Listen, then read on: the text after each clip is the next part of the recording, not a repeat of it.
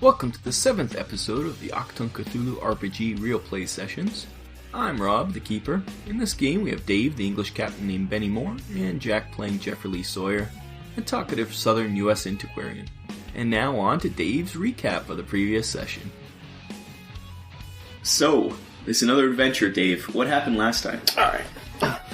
Last time we entered the majestic, I was going to say city of Italy, but that obviously was wrong, so some city in Italy. And we had to find our contacts. So, what are the... You know in London, those people that speak, like, funny? Cockney rhyming slang? They got, yeah, is that what it is? They got their own language? I'm a Dave detective. I know what you're saying. So I'm gonna try that at least for one time here.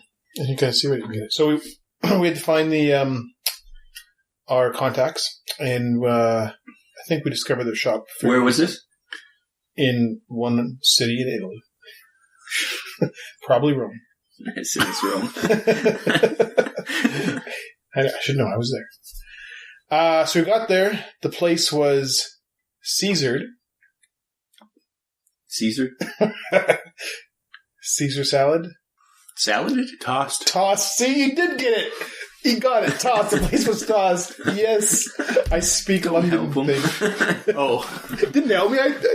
I helped him. Anyways. No, don't correct him. Chastise him with your glances every time you do that. Well, I've been thinking about this, and that's the only one I can come up with, so maybe I'll come up with that. Okay, good. Anyways, the place was Caesared. The relief in Rob's face is palatable. I can taste it. But we discovered like a maple leaf or like a pine cone or something that the guy was running. Well, there goes Corona everywhere. Make like pine cone. I'm just going to put this down, my beverage down for a little while. Safe on the table. Yeah, well, Okay, well, that's what, something like that. Some kind of leaf, right? Okay, you're getting really deep here. You don't have to recap the whole adventure. Just get the highlights. Well, it is because the leaf led us to statues. We found like another leaf, and then we found a crazed guy who approached us, and he tried to kill himself. We heroically saved him. He was one of our contacts, which we found out. I'm not sure at that time, but I think we did. And we looked for a hospital valiantly and having one like right next door. We didn't search 30 minutes for this hospital. That was literally right there. Very, very factual so far. It's miraculously the hospital we needed to go to. Because we've somehow figured out the Germans were using it. I don't even know how we needed this hospital. Anyways, no one's even going to get it. So, anyways, we broke into the area where the Germans were keeping their secrets. We did it. What? You missed something at the hospital, I believe. Yeah, that's what I'm talking about now. We broke into the hospital area where the Germans kept their secrets, and we did the morgue. The morgue, yes, the morgue. Sorry, we broke into the morgue to discover what was going on with the Germans.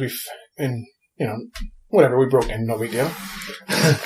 We knocked on the door. We talked with them, and we explained to them that it was important for us to get in there, and we walked right in. I'm pretty sure.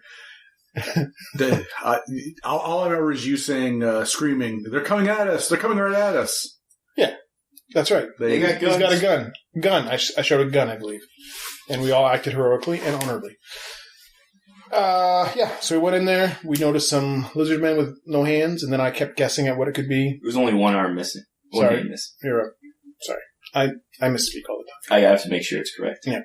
Because a lizard man with no arms. Why do you... Serpent man. That's correct. Why do you have to make sure it's correct? That's true. That's half the fun.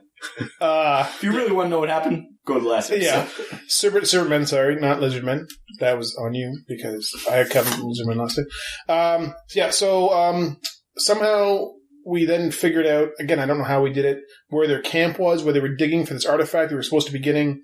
We broke into the compound, rescued a lady, and you said her name earlier, and I have no idea what it was. No one's helping me. Lucretia. Yep, you got it. We into this. I guess I'm thinking like kind of a. Was it like an ancient temple kind of thing? Like they'd been sort of excavated out of. That's kind of there was something like that. Something like that. Yeah, something like that. There were some serpent men. We shot them up. Jack recovered the artifact. We went back to the hospital. We reunited two lovers, and that was the end. However, I would like to add one thing. Throughout this game, we've seen ghouls, or I've seen ghouls. We've seen crazy tentacled beasts coming out of wells. We've seen serpent men. And something happened. You've seen a Chthonian too. Whatever that is. The worm thing the original thing you saw. Out of the well? No, back in the base. Remember they had it in the that's right. The airfield, the one that escaped the box. That's right, I forgot about that. Yeah. The one that dug in the ground. And through it all, only one thing has happened that Jack and I both looked at each other and said, wow, this is, I'm laughing already. This is, unbelievable and shocking. That was Italians taking important roles in the German war machine. That's when we knew something was amiss. Cowardly people. Prost. Yeah, your racism is palpable. I don't know why it's so funny. I thought about that like a week ago. That'd be good. Okay. You're not laughing. It just makes it seem terrible. Okay. Not that it's some of that. It was too much laughing. Okay. I'm glad you laughed because I threw it out there. Because we joked about it the whole time last time. You wear your comedy heart on your sleeve, and if you can't embrace that, you're stone-hearted individual. You're right. Your boyish enthusiasm, no matter what you're saying, should elicit at least some response. Mm-hmm. Also, we've been doing a lot more killing, and I'm becoming a killing machine. And actually, he uses a gun now, and he didn't use it when we first started. Use? I held one. Yeah. It's probably more for, I don't realize it's more for like self-defense. In case this crazy guy is with, So when we last left off, we were heading towards a boat to head towards Egypt. Yep. You were just, what? Jack, you say something?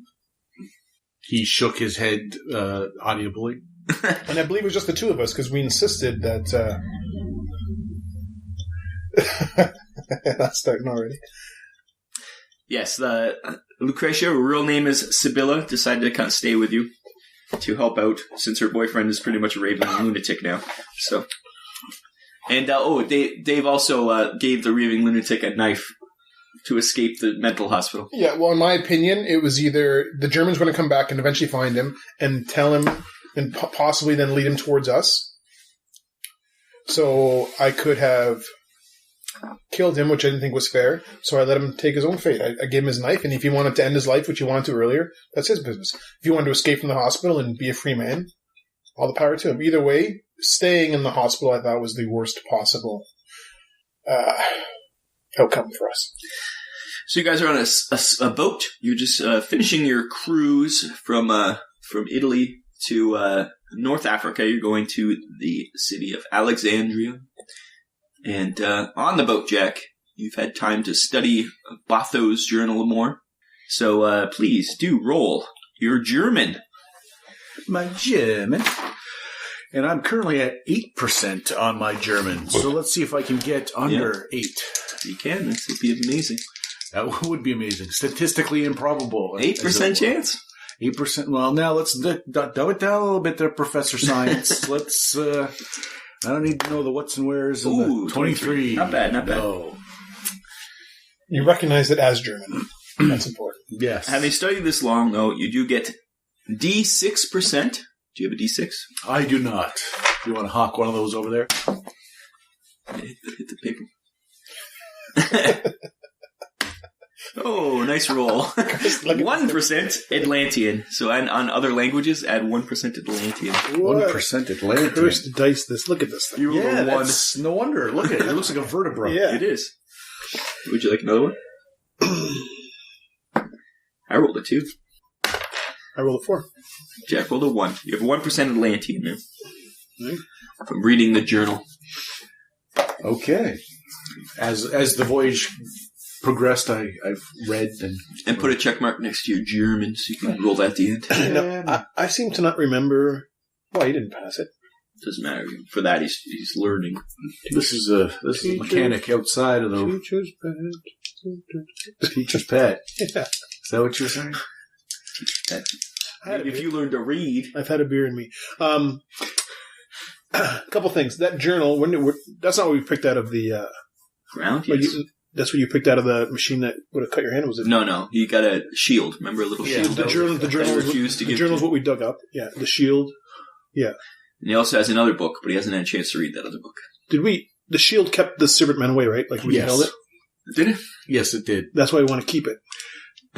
We just don't. No, I think he's just greedy.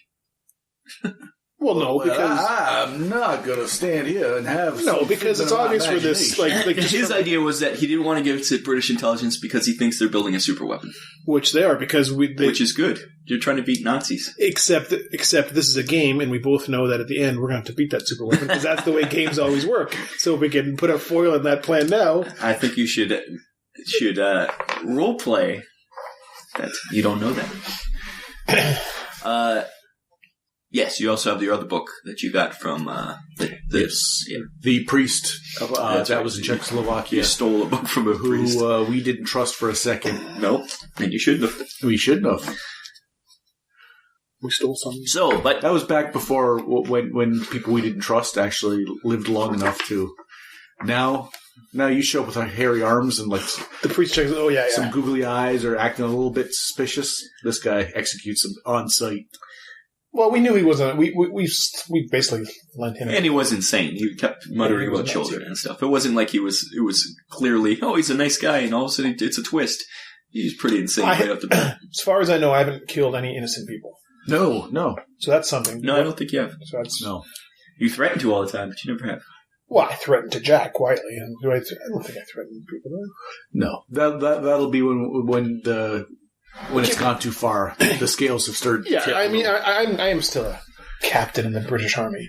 So, in Eckelmann's journal about Egypt, okay, it's by far the largest section of the book, and he mentions that stories told to him by a professor that led him to the dog archives in Berlin, and a rediscovery of the Black Stone, and it's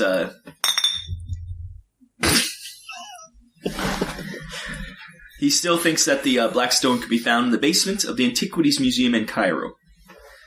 And it's safely stored away and forgotten about in the intervening years, because that was in the World War I when they discovered the Black Stone.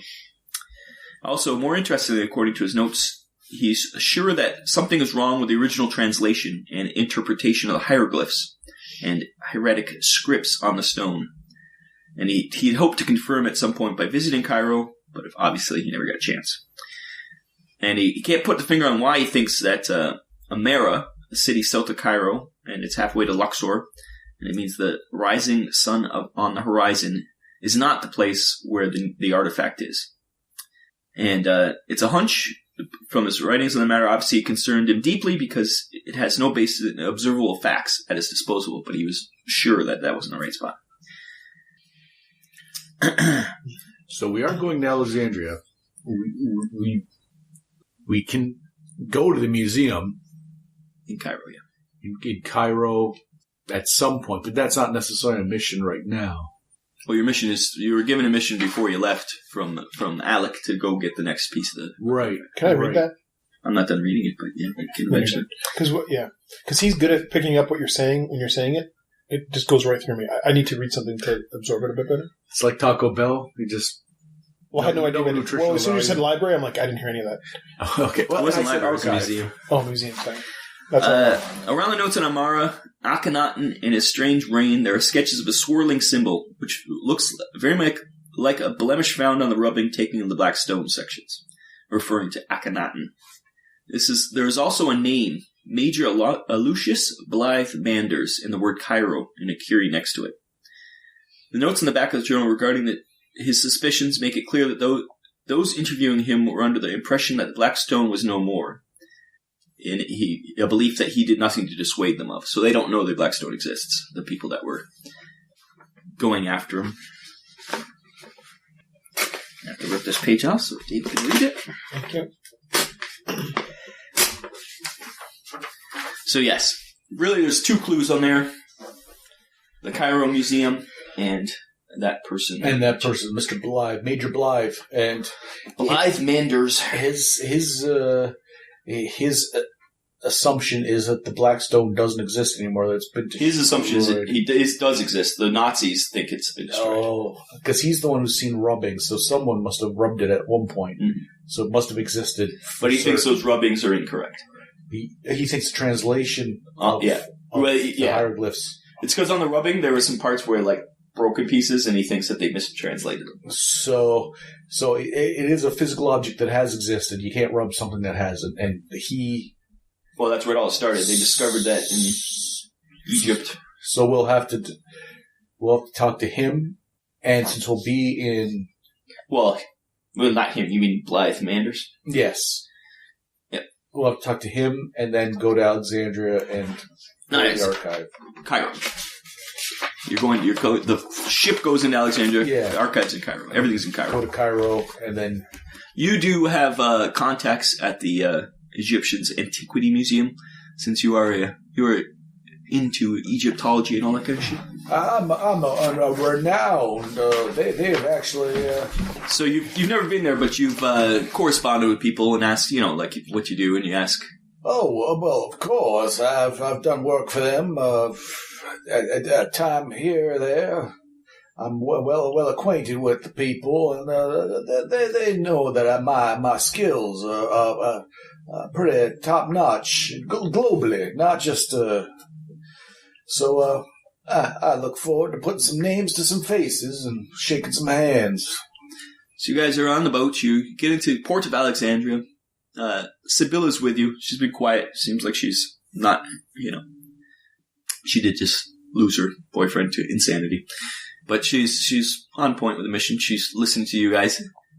And you get on the port, and you're met on the port by a Major Conway of the British Army.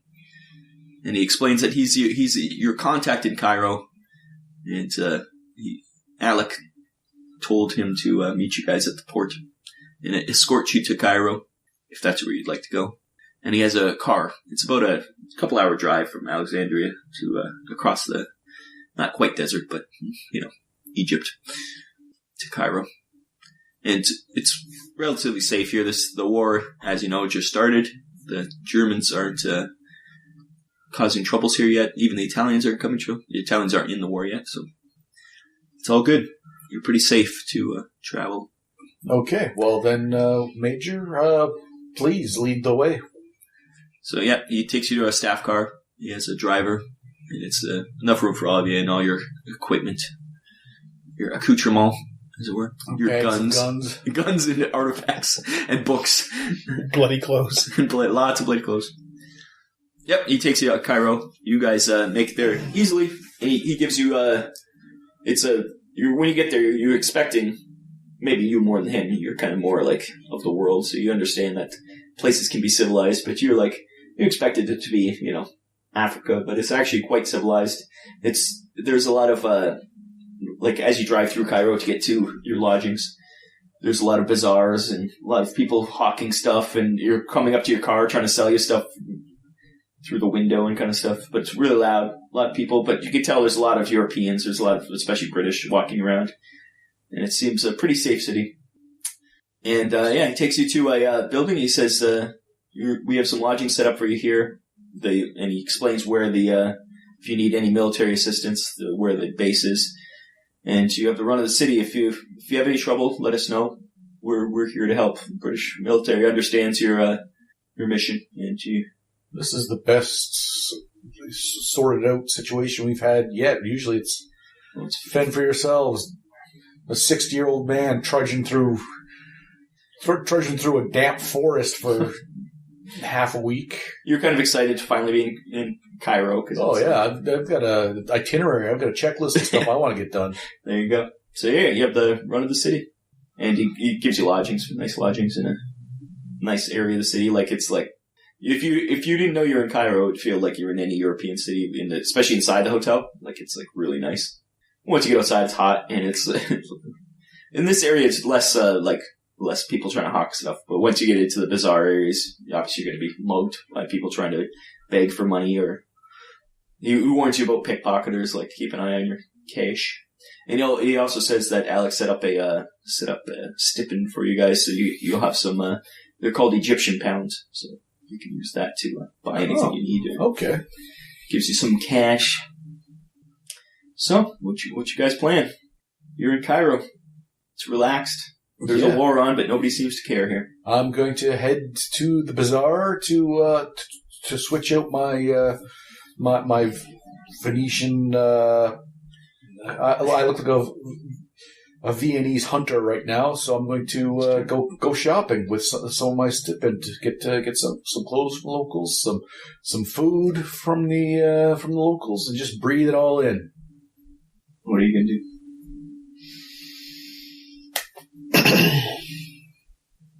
I don't know. Not that. You're unaccustomed to not having to shoot people. You're like, what? Well, I'm not being attacked at all times. I'm sure I'll just get new clothes and. You're gonna go with him? Well, I meant like well, I guess it would be a military uniform. You can if you want. They don't. Yeah, but how long is that going to last?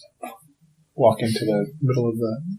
You do see a lot of people in military uniforms. No, I don't know. So it wouldn't be unusual to walk around in military uniform. It'd be okay for now, but I mean in the future it probably wouldn't be so. Yeah. And then maybe we can visit, there's a museum that has a black rock in it, and there was a major somebody we had to see for that, right? That's what the Vafto's journal pointed toward, but you guys can do whatever you want. Well, it's our mission. Your mission was to try to recover the next artifact, yes. And that is the only clues to that you have so far. So there you go. Let's go absorb some culture a little bit. Okay, and Sibylla said that she's going to stay at the hotel. Unless you guys need her to come with you. Actually, no. You need some rest. You lost your... Yeah, she does look pretty haggard. She hasn't recovered well from the whole lizard man adventure. The whole losing her boyfriend, being working tortured, in a chain gang, and God knows what else by the Germans. Yeah, she's haunted. Okay, so you guys go to the bazaar. Anywhere in particular? It is loud, and it's people coming up to you all the time. Yep, I'll soak it in. Yep, it's you've seen Indiana Jones. You know what bazaars are like. There's monkeys running around with dates trying to give them to you. It's not a episode of Achtung, Cthulhu unless you've referenced Indiana Jones. It's true. This especially now you're living it. I'm living it. I just need another Harrison Ford reference, and the quota will be met. And then there's a replicant comes up to you. Starts asking me questions that should elicit the emotional responses. He gives you a unicorn origami. Oh, made out of some kind of metallic. Anyways, yes, you wanted to. There's tons of places to buy clothes, all types of clothes, like suits or even like dress, like they wear there, like the whole what are they called, the dresses kind of thing they wear. Yeah, a tunic, I believe it's that with the head thing. Anything you want, pretty much anything's available here. Spices, other illicit things, I'm sure, but anything. So. Well, once I've chosen the fabric and they've taken my measurements, then I will. You're gonna have a suit made for you. Yeah, I'll return for the suit sometime, and then we will continue to. We'll spend the afternoon. And your alpine clothes are hot. You might want to just buy something just to have because that's clothes made to be in the mountains, and you're now in a desert. Yeah, I'll have my jacket draped over my arm, but my shirt and suspenders. You do look like a couple of Germans going to. Will be a little damp. I think I will get in that. I think I will get in that uniform. You're gonna, So while you're shopping and getting your measurements done, he runs off to the base, and you're a captain, so everybody's saluting you because. Well, once they understand you're a captain. But once you get your uniform, there's everybody's like they're all. You feel better. Get your little beret on. That's good. Now I look just like everyone else. So when we rob that museum, always has to be robbing stuff, don't you? Okay, well, it's up to you guys. So, you guys gonna meet back up somewhere? Yes, once we've concluded our your suit's being prepared. It'll take a couple days. Yeah. And you bought some other clothes, or did you? Yeah, I think I'll get something nice and billowy and because I'll grab something too. My idea other clothes too. Yeah, because if we're going, who knows what we'll need. Okay. So I might as well at least be Yeah, able to you guys options to resupply blend in. with whatever clothes you want. South Carolina, I thought that was hot, but boy, oh boy, I'm damp in places I haven't seen in years. So yeah, you guys meet back up. You stumble upon each other back at the bazaar. He's still buying stuff, and you're like, "Yep, I just need some clothes." Grab some clothes off the rack. Try them on. Luckily, they those kind of clothes they can fit all different bodies, so you don't have to you're not buying purposely pants and stuff. So. But yeah, you guys have shopped. Anything else you want to do? I think that's it for the first day. I think we can. You're tired from your travels? Yeah, get back to our lodgings, get some food in us, something. What time is it? Well, now it's like afternoon. Well, we go check out the museum and get whatever we need there without anyone else prying eyes. You seem determined, so okay. I'm. You're going right to the museum? I suspect that we'll go to the archive. Yeah, I want to keep this girl out of it as much as possible. I just don't trust her. Man, I was looking for something like some flatbread. He's like, I'm so hungry. Maybe some. Well, I mean, to me, this shouldn't be a problem. You're gonna use your. Hi, I'm a ancient architect guy, or yes, I am an architect. Yes, ancient architect. You sound like an alien. Antiquarian, I wouldn't trust him. He's the alien. And you might get yourself into those old lost files, and we'll see if we can't find ourselves a black stone. Okay, so that's what we're doing. We're going to the... Yep, the Egyptian Antiquities Museum. It's also known as the Cairo Museum. And it's found by the river on Shiara Mariat Pasha. And it's an imposing orange and pink walls and massive white entrance portaccio towers over visitors. It's a beautiful building. There's a large mauve flowers with golden centers float peacefully on the surface of an ornamental pool in front of the entryway. And it's a quiet little area in the center of the city. And you guys go in. It's like if you've been to museums. It's there's like the actual public area. And you can either walk around the museum or you can try to go find somebody who's important. Yeah, well, I think if you could do the talking for that would. Yeah. Okay. We will ask to see. To see someone. And in fact, since I have had dealings with it, if I have a name on the tip of my tongue, if I know one of the curators, if I know, then I'll drop that name bomb.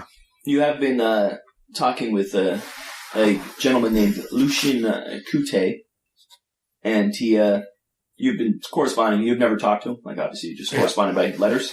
And he's helped you find things and answer questions and stuff. That's the name you know. And I've helped him in return. It's been a very give and take relationship, and I think good. He's an administrator for the museum's collection. Are you gonna go ask somebody? I will ask to speak to him. Okay, you go up to the desk and ask for him. The lady at the desk, she picks up the phone, calls. And it says your name, like, introduce on the phone. She's like, oh, he'll be down in quite he said he wasn't expecting you, but he will be down soon. It was a bit of a surprise. I happened to be in the area. I'll just take a little wander around and wait for his arrival. You're just going to stay around that area? Yeah. So you look around a few of the things around that area. And after about 10 minutes, a gentleman who's meticulous and exacting nature comes in, and he is very well dressed. He's looks like he's Turkish, Egyptian kind of look to him, and he's got a pale suit. It's freshly pressed and spotless, and his dark hair is elegantly swept back, and he's pretty handsome. And he's not like a imposing man, but he looks like a guy who'd work in a museum. Yeah. He's a little weedy, like a little skinny, but you know. With him also is a woman. She is blonde and bronzed by ever-present sun, and she's not super stylish, but she's pretty enough. And she's got like not fancy clothes or anything, but she's with him. Looks like some kind of assistant, maybe. And he walks up and he goes up to you. Obviously, He looks at you, military dress, and you. He's like, "Oh, yeah. What's your name again?" Jeffrey Lee Sawyer. "Oh, Mr. Sawyer. What a pleasant surprise. I never expected you to be in Cairo. We've talked so many times."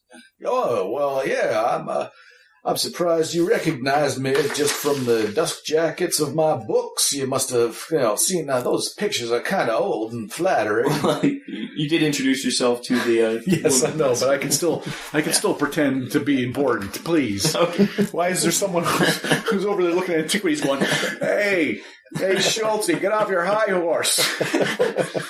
So he introduced himself. He says, "My name's Lucien Coutet, and this is my assistant, Michel Discoteau." I'll introduce myself. Okay. And he shakes hands, and she shakes your hand. I will. Oh, a little kiss on the back of the hand. I'll let my southern charm. Yep. She blushes a bit. Oh, Nice. He asks, "What can I do for you? You guys have... Is this a social visit, or is there something?" He keeps looking over at the large military member. yes. I will introduce him, and I will say that he's my associate, and we're working on following some leads that led us to this to what might be in your collection or something you might recollect. And if you could, any assistance you could offer, I would greatly appreciate. You would be buying many, many years of my humble but very astute observations. He says, "Oh, we've been cataloging the museum's collection for a few years now. It's an ongoing process, but if any help we can give you, what does the item look like, or do you have a name?" Or I'm going to look around. Is there any people, are we within your earshot, of just a quick glance? You're in a public place. Yeah, we're in a There's public people. place. Is there... You were going to say, would you rather go? Yeah, I'm going to... you mind if we take this a little less public? And it could ruin what is a very fascinating investigation. Of course. He leads you off from the direction he came, back towards his offices. Him and his assistant with him. And he takes you to the office. So, and it's obviously quiet. It's just you can tell it's a working office. It's not it's not a place where normally we let people in. There's a lot of books everywhere and stuff. Anything to help? What seems to be the issue? Okay, then I will regale him with the as much as I know. I'm going to be forthright about the rubbing, about the Blackstone. You show him the picture of the rubbings. Everything. I'm not going to... Anything to do with the actual Blackstone. I'm going to trust that we're too far into the investigation for anyone to have gotten to him, and I'm going to rely on the fact that I've dealt with him enough that holding anything back, I'll tell him exactly what we know.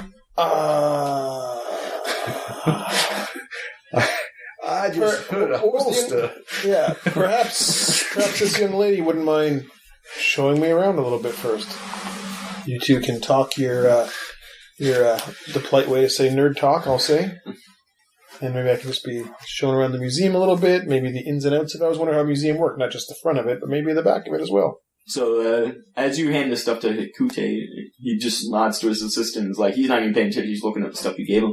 And she said, "Oh, please come with me there." Yeah, okay. We'll just look around a bit.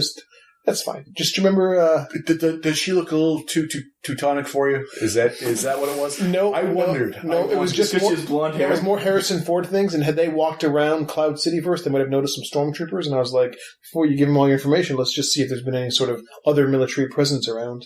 Oh, because you could turn around the corner and just see a bunch of stormtroopers.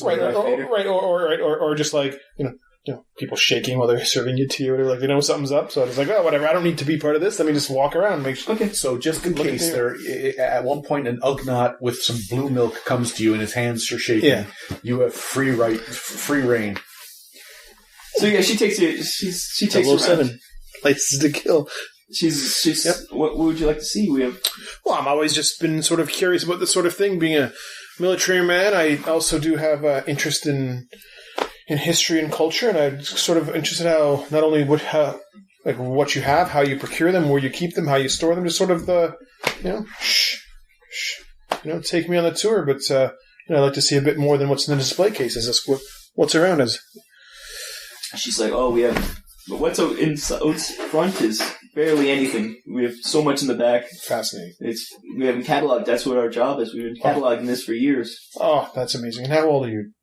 You asked her how old. Well, I'm trying to not do it creepily, but I'm just kind of be like, okay, has this been your life's work, or you're going to school for it? She's like early 20s, I would say. Early 20s. Oh, so it must be fascinating. She just probably got out of school and started doing this. Yeah, awesome. It's an amazing career choice to end up here working under such a magnificent man. She does have a French accent. She seems to be a French accent. Just trying to talk with her. Yeah. Obviously with her name, too. Her last name is Descote. Descote. Oh, nice. Descote. So. Beautiful name. She just does say color. Michelin. It's Michelin. Terrible business, this war happening in Europe. It's like, yeah, even the military presence here has increased. I've read the papers. Starting, we'd hope to. It wouldn't happen. There's nothing worse for antiquities than war. Yeah, that's a very good point. So, hopefully here in Egypt it'll stay away. It'll be a European thing. We won't have to deal with it here, but. We're already making preparations for protecting the antiquities in the museum. Oh, let's hope so. Yeah. Yeah, so she just shows you around. As you walk around, when you walk through the public parts, there's a lot of military, like British military and other allied countries. I'm mostly looking... And there's a bunch of normal people. And then she takes you into the back, and she's like, a lot of, like, once again, it's like Indiana Jones, a lot of boxed up things. I don't anticipate, like, finding... any certain stones, so I'm just more like looking like, has there been any compromise in this museum from like my own perspective? Not from what you can see. And she's like, are you going to ask her about the Blackstone? Yeah. Or if even I didn't just say, have you seen something that looks like this? Yeah, I think I should. I think I can say like, And she's like, no, I haven't come across anything like that. So meanwhile, back with you, he's looking over all the papers, and he looked at the etchings and stuff, and the description of the stone. He's like, "No, I haven't come across anything like this yet, but there's literally storerooms we haven't gotten into yet. Like, there's so much, and we do have an old card index that was just after the Great War, so it may be in there, but." Yeah, you can look through that. That's the only thing I can think of because, we haven't come across anything like that. It's definitely not in the public museum, and we haven't cataloged anything like that yet. Okay, so meeting the minds, nothing that jogs his memory, but he's put us on the path to... He's looking at stone. He's very interested, and he's trying to see what this other language is. He's like, he's comparing it to the Rosetta Stone, obviously. And he asks you what the other language on here is. And as far as we know, it's Atlantean, right? Yeah. So I will tell him, from what I've been told, it's Atlantean. He kind of chuckles a bit, and it's Atlantean. That's what I thought. He's like, I guess anything for the war effort. Not necessarily for the war effort. This is for academia. This is for we are not soldiers. We're...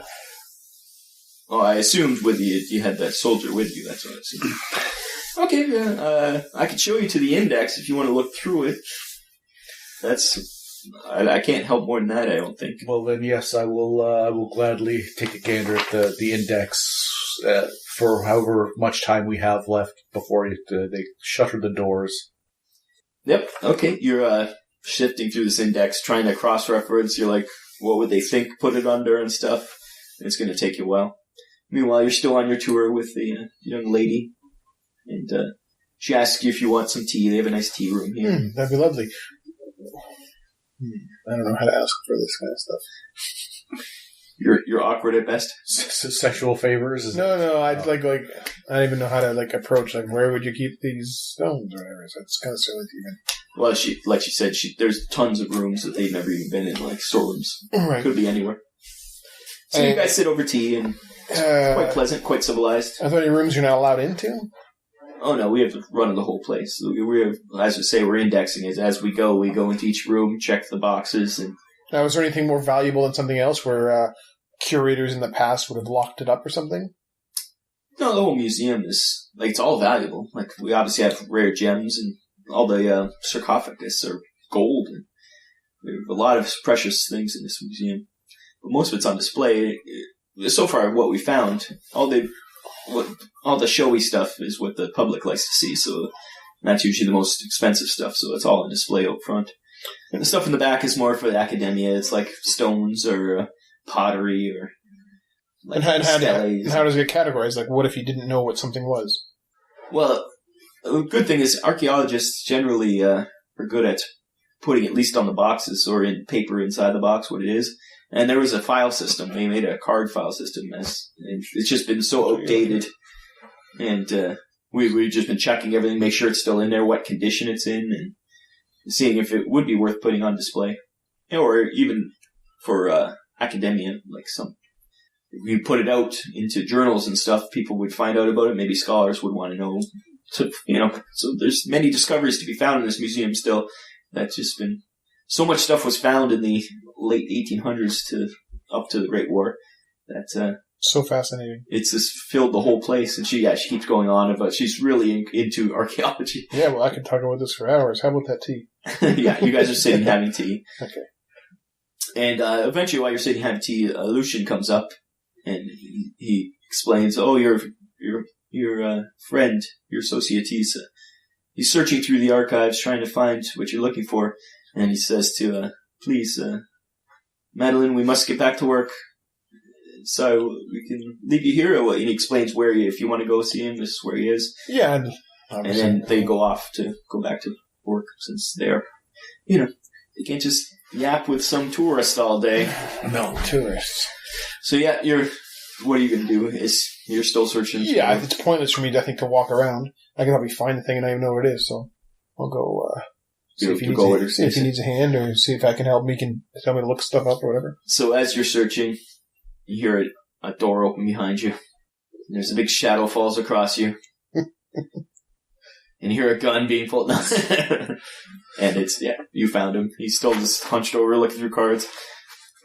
You gonna give him a hand? Yeah. Obviously you're looking for something that has black and stone or stele or something. Well, do they know what... Like, someone who found it, they knew it was important. Well, the Dog Archive were the ones who found it, and they're the ones who brought it to the museum, and they were the ones who got all the information from so far, so obviously they know what it was. Or at least they knew someone. Someone before the museum changed hands, and before... Well, back then it was not so much British, it was like everybody kind of went to... Right, so at some point during the transition, things were stored away, and now they're trying to do a case-by-case, very, very clinical check. So right now, I'm just to put this out there into the ether. They're saying it's called the Black Stone, but I don't suspect it's a black. I think black meaning evil. So it's probably just stone. But I'm still going to be looking up the keywords black and stone. And also, there's a dog put in here, so that would be something to look for too. If there's a whole section for the dog records. Like what they, like cross-reference, like what they've put in here? Yeah. Both you roll, what's your luck? My luck is 85. My luck is 50. Okay, both you roll luck. How come you got more luck than me? Probably something to do with power. Well, because I'm lucky. I'm a lucky boy. Well, what was yours? Mine 50, and I got 50. Oh. Dave's like, not quite lucky I think enough. it's over here. 38. Yeah, he starts getting clicks like, there's a lot of dog stuff. He's like, let me see. And the first one you pull out, oh, there it is.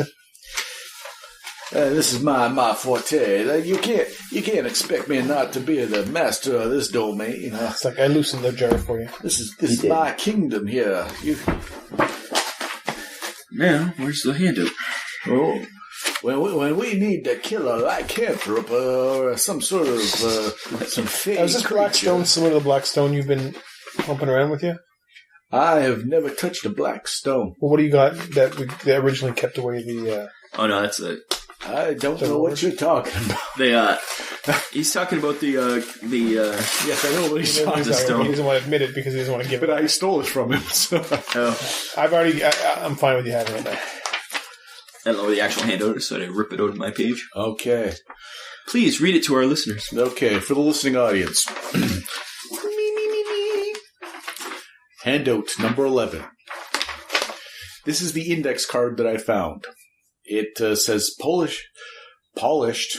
Not Polish. No, it wouldn't have been from Polished. Yeah. It's a polished card. Hey, is it Dingus Day already? I'll just whip your ass with some pussy willows. That's my Polish reference. How appropriate. It's a very... You'll find out later why that's appropriate. Oh. Wow. Please read. Stop rubbing your nipples. Okay. Polished black stele, age unknown, in brackets, dynasty, Question mark? with the question mark, recovered, Sayre, circa 1905, DOG, 3 scripts, hieroglyphics, Fiorantic, and unidentified, which my hypothesis is now is Atlantean. Because that's what Botho thought. The condition damaged, location XXVI, Roman numerals, so we'll have to, that is 26? Well, it's it's X space XXVI, or XVI, isn't it? XXVI, no spaces in there at all. XX, is that 20. 100? X's are 10s, aren't they? Yes. So it'll be 20, Yeah, but once 26. That's what I said. yeah, Did you say but, 26? but I don't think it works that way. Check You it on don't the- you don't add X's for every 10. I think it's something then X. That something in X is the tens column. Okay. No, Super Bowl XXVI, bro. That's why you knew it. Oh, Football. damn it. I was like, yeah, you got that quick. Yeah, that's it. Right there. Football saved him. because XXVI, was that the one the Browns were in? Ouch. I apologize. Ouch. That is a lifelong Browns fan has just been hurt. Okay, so it is XXVIA13JB. So that is India Alpha 13 Juliet Bravo. I will hold the card aloft, give it to this young man who needs to read rather than hear. Yes, so it's, It does look like polished. Yeah, it does. well, that's how they're spelled the same, aren't they? It's just Polish is not really a word, I don't think. No, but when you start reading it Polish, and then it's like, oh, there's an ED at the end. That's how I immediately put the brakes on. So you have an index card at least now. Yes. So at one time it was in here. So this is going to go against everything that I have in my being once he's done with the card. As you're reading it, you're like, you remember when she was touring you around that some of the rooms had those kind of numerals on them, the storage rooms. So it might correspond to a storage room. So you know that just from your tour. Meanwhile, you're like, what the hell is those numbers mean? I think I know what those numbers might be. Perfect. Instead of returning the card, You're going to steal the card. I'm going to take it with us. Well, you might need to. There's other information on there that you might not It's not so much information, but if we're the first ones to find this, obviously, No, you'll make sure nobody else can find it by the same way you did. I will. Yes, because I don't know how far behind anyone is behind us, and if this still remains, yeah, it's gonna. I am ashamed of myself. I am turning into someone I don't want to be. A paranoid. I'm turning against academia with my contravening of the Dewey Decimal System, and I am ashamed. But I fear for the safety of ourselves and the artifacts if I leave this here for a German fellow to come along and discover it, that they are very, very, very studious people. That I suspect they would find it and know exactly what we are looking for and why. Furthermore, I suspect that once we find this room, we will not be allowed to walk away with the artifact that the black stone or whatever it is that this truly is. So what makes Yes? makes these? I came up with. well, thank you. That was a wonderful story. And you, Why are we told getting us these so artifacts? well. What do they have that they? The black stone you're trying to find because Botho thought the translation was wrong, and you guys want to check it out and see if the translation is correct. They looked at they had the stone. There's hieroglyphics on it, and his assumption is the hieroglyphics on it. Someone read those and went, okay, that means this. Translated it one way. His hypothesis is the hieroglyphics don't mean what they thought. That it means. I do not think it means what you think it means. Exactly. Good Princess Bride reference. Never. No Harrison Ford in that movie, though. No. But Andre the Giant. So that is close enough. Okay. That And the rubbing you have that was in his book, it's not a great rubbing. Like, whoever took it was pretty spectacular. I see. Yeah, but he's not 100% convinced because it doesn't look like they were wrong. But he just has a feeling that perhaps it was. He has a feeling that they mistranslated. and the mistranslation, once it went through the translation of the stone, meant that the artifact was in Luxor by the original translation. But if we go Amarna is where the original translation is. If we go, and then he suspects it might be Luxor. Is that what? No, I just said Amarna is close to Luxor. Okay. That's the only reason Luxor came. My mistake. Yeah. He said they think it's an Amarna, and that's where everybody's been searching for it. But he thinks it's not an Amarna, which makes sense because they haven't found it yet.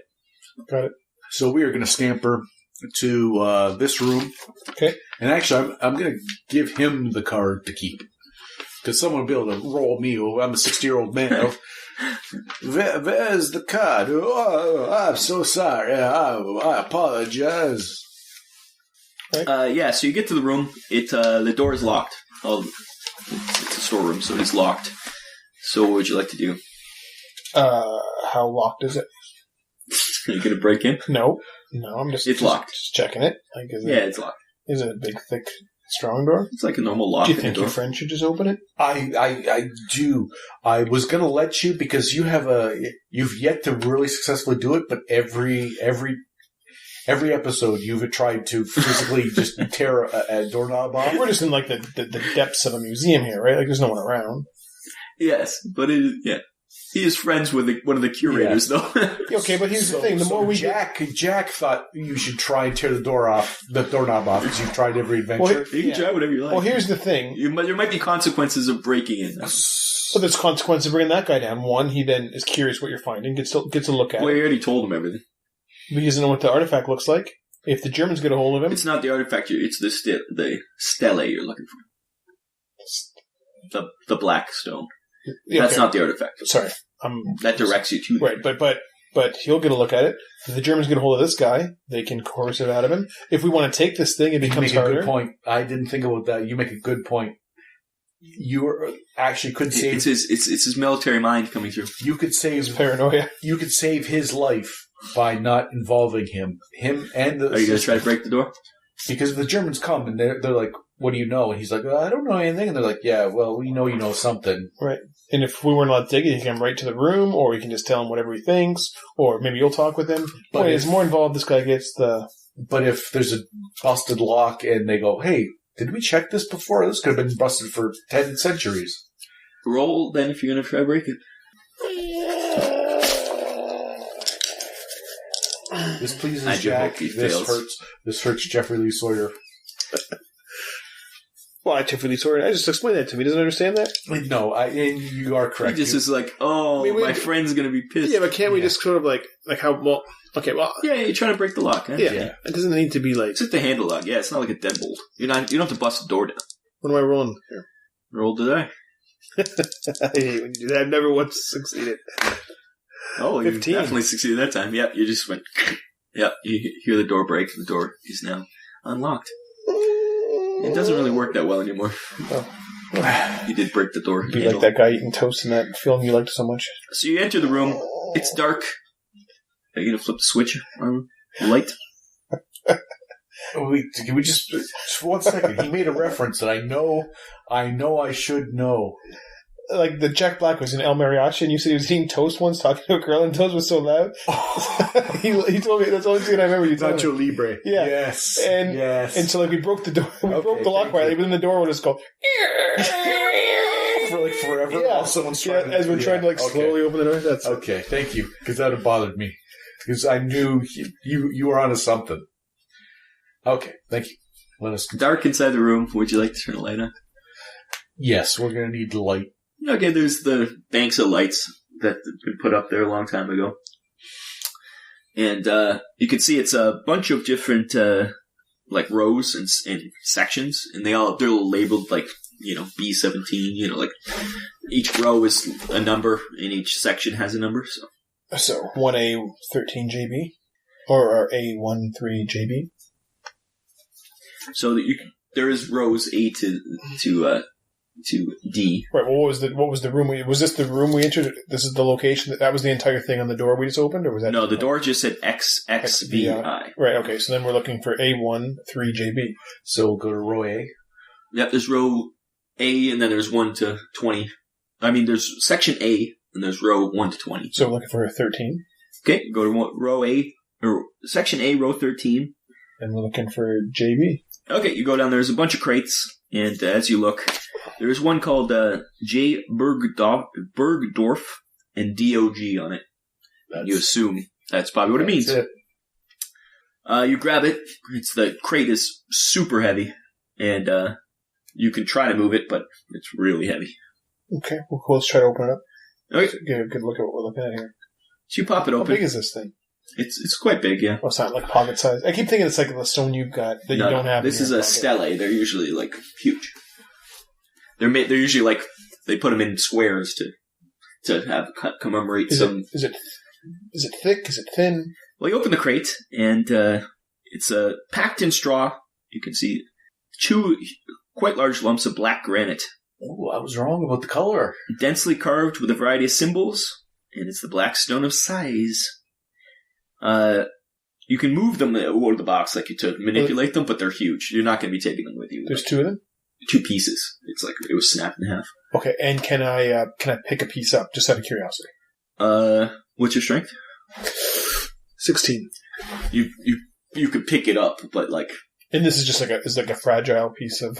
Oh, it's granite. It's granite. It's not that fragile, yeah, and it's probably 4,000 years old. So. Right. So what point I'm getting at is if I smashed it on the ground, would it shatter? It would definitely damage it. Oh, something would shatter. My heart. No, I'm not saying now. Oh, this guy doesn't care about any antiquities. I don't want. If we know where we're going and the Germans don't, that is a check. The mission's everything for him. He's the kind of guy that would burn down a museum just to. Living is everything for me. I want this guy. To go back and see his friends and his family? In a few years, someone's going to go, hey, what do you think, what would be the best thing to do to Dresden? And I got answers for you. Yeah. You're also like... I don't get that reference. Well, they kind of burned it down and killed everyone in the city by they turned it into a firestorm. That's why I never heard of it. All the civilians just to kind of break the... Yeah, that's your... Burn them all, let God sort them out. That's this guy. Well, I think it's an apt reference. Where I want to smash a couple of stones and suddenly I'm the bad guy. So as he's like contemplating smashing it... No, I just wanted to check. You want to like look at it? Let's have a look at it. I don't have anything to make a proper like rubbing of. Obviously, they have stuff in the museum you could go get. I could go get some stuff. Do I have on me a pen and paper that I can start? Yeah, of course. Yeah, sure. Transcribing. Okay. I'm just going to say, I don't know how much time we have, but I'm going to start transcribing the where we saw the rubbing, and because I know what symbols the rubbing were, so I'm going to focus on that, and then I'm going to start hand drawing everything in a pen and paper. Okay, yeah, you're going to try to do a comparison. So you compare what you're looking at to the rubbings that you have in the book, and they're pretty accurate, but they're poorly executed in places, including around the sections that around the script that discuss Amarna.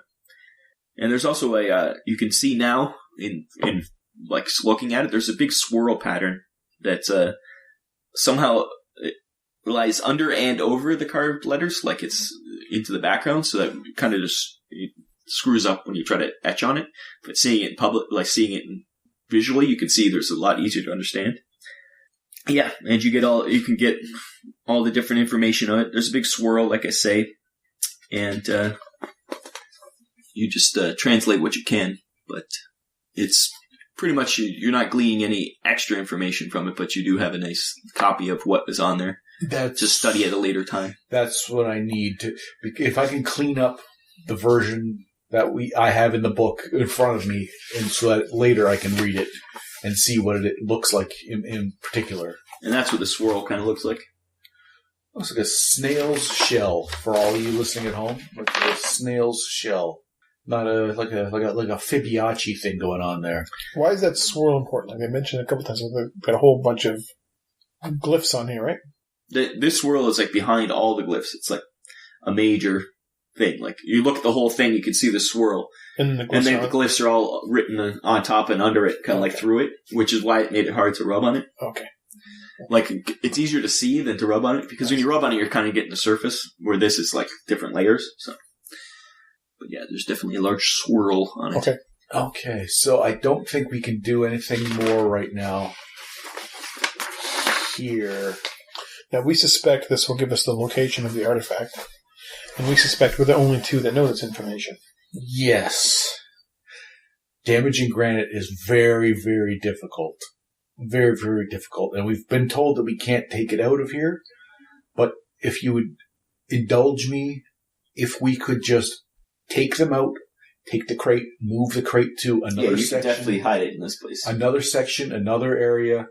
We write down where it is. I'll leave a note on where it was. In German. Just like, fuck you, fuckers. That sounds antagonistic. That might... It would be See, best. Look at he's thinking of ways not to destroy antiquities. Look at him. If we could slide, we'll find another crate. We'll just switch. We're in section A. Let's go to section. Yeah, there's tons of crates in here. You can find a similar sized crate that there's tons of crates with even stones in it and stuff. If you really want to switch even that, the two of us will move that, swap that over. I'm fine with that. I had that idea beforehand. You'd rather destroy? No. I just didn't bring it up. I was destroying. No, you are correct, and I hadn't thought about that. But yes, that's what we will do. We will hide the evidence. You guys are so smart. And then we will know where it is, because we're going to write down where we actually put it. And in 10 years, we'll send a message to Coolio that says, after everything's blown over, after you've recovered the artifact, then it doesn't matter. And I'll say I apologize, but for national security reasons. Yeah, and I think that's reasonable. Uh-oh. He still wants to smash it, I think. This is No, I know. He's clutching his face. He's in anguish, and he wants... For whatever reason, the character in my head now is just like, you know what? You've got to cover your trails here. You've got to get this thing. And then I go, okay, so now... And then somehow I'm channeling a little bit of Wendell. You know, burn it all down! Because let's just say the Germans do come here. Oh, what door do they go in? Oh, look, the one that's broken. It's like a telltale tie. Yeah, but there's literally thousands of things in this room. I'll have to break a few more doors on the way out. I guess it's the same thing to do. Every door just snaps every door. I can just burn it all. Okay, that's all I'm thinking. Just trying to cover my tracks. Okay. He's losing it. You're like, slowly but surely, like, Maybe I hitched my horse to the wrong, or hitched my wagon to the wrong horse. I think I've hitched my my horse to the right wagon. This wagon has got me out of some scrapes. Like a lot of things just flash to my mind. That's all I'm saying. In doesn't mean that visions. If I were to do everything that ever flashed to my mind, there'd be a lot of rapes, I'm sure. We'd all be in trouble. What? What? Okay, so then we will take our information. We will make our leave. I will stop by. We'll switch. Well, of course, we'll have switched the things there. Stuff, yep. The curator. I will say, I'm sorry, I couldn't find anything. If I can come back tomorrow, there's so much. I should be doing an invoice because Rob chastised me last time for. Well, I apologize. I was not able to find any information. I started in the A's, and I made my way. I was in the D's, and I still had not found any reference. So I would just ask that if I came back, maybe not tomorrow. We have some running around to do. Maybe in a day or two. I will come back and I will continue my investigation. If that would be all right, your hospitality has been opening your doors to my academic wanderlust, I would call it. And certainly, if I find anything, you'll be the first to know. And certainly, where this adventure takes me, I will make sure that you, sir, because we have the rapport that we do have, I would be happy to share that information with you. It's I suspect by the time we come to the this is why things flush my head because I have a lot of time to think about things. You understand? Like things the whole time he's just shaking your hand, like, oh, yeah. Please come back anytime. I'd love to discuss things we've written about. There's a lot to talk about. Oh, we certainly do. When I have more time. And is that lovely French lady? She's not with him currently. Oh, I would like to say my goodbyes to her. Okay, you could find her. Yeah, I'm going to find her. I'm going to shake her hand, say thank you very much. I'm going to say, listen, if anyone else comes by chance asking about weird stones or whatever, please contact. I'm going to give her the major's information. Yeah, it's the HQ kind of thing. And ask for that person? Yeah, ask for that person. Okay, she's like, of course. Anything. Sorry couldn't be of more help. Maybe you'll come back some other time. Well, we will be back in a couple of days. Yeah, we're going to be here for quite a while. I assure you. Quite a while. I assure you, we will not leave Cairo until we've spoken, said our adieus. So, good day to you, sir. Good day, ma'am. Quite a while. So, you guys, you head out with your information. Let's get the fuck out of here. Hoping that they won't find the broken door anytime soon. It's a broken door. It's a museum. A broken door, unless they went and he broke it pretty. He just kind of snapped maybe it just is broke. Unless they documented, there's no broken doors, or we've been in this room and this handle worked before. Even then, as long as you don't discover it an hour after you guys leave. Yeah. Unless if it's like a week later, I don't know what happened. Yeah, they won't discover it if they know it's good for them, right? At some point, so where are you guys going now? We were gone from the catalog area for a while, but no one would know that we were down there. So, right.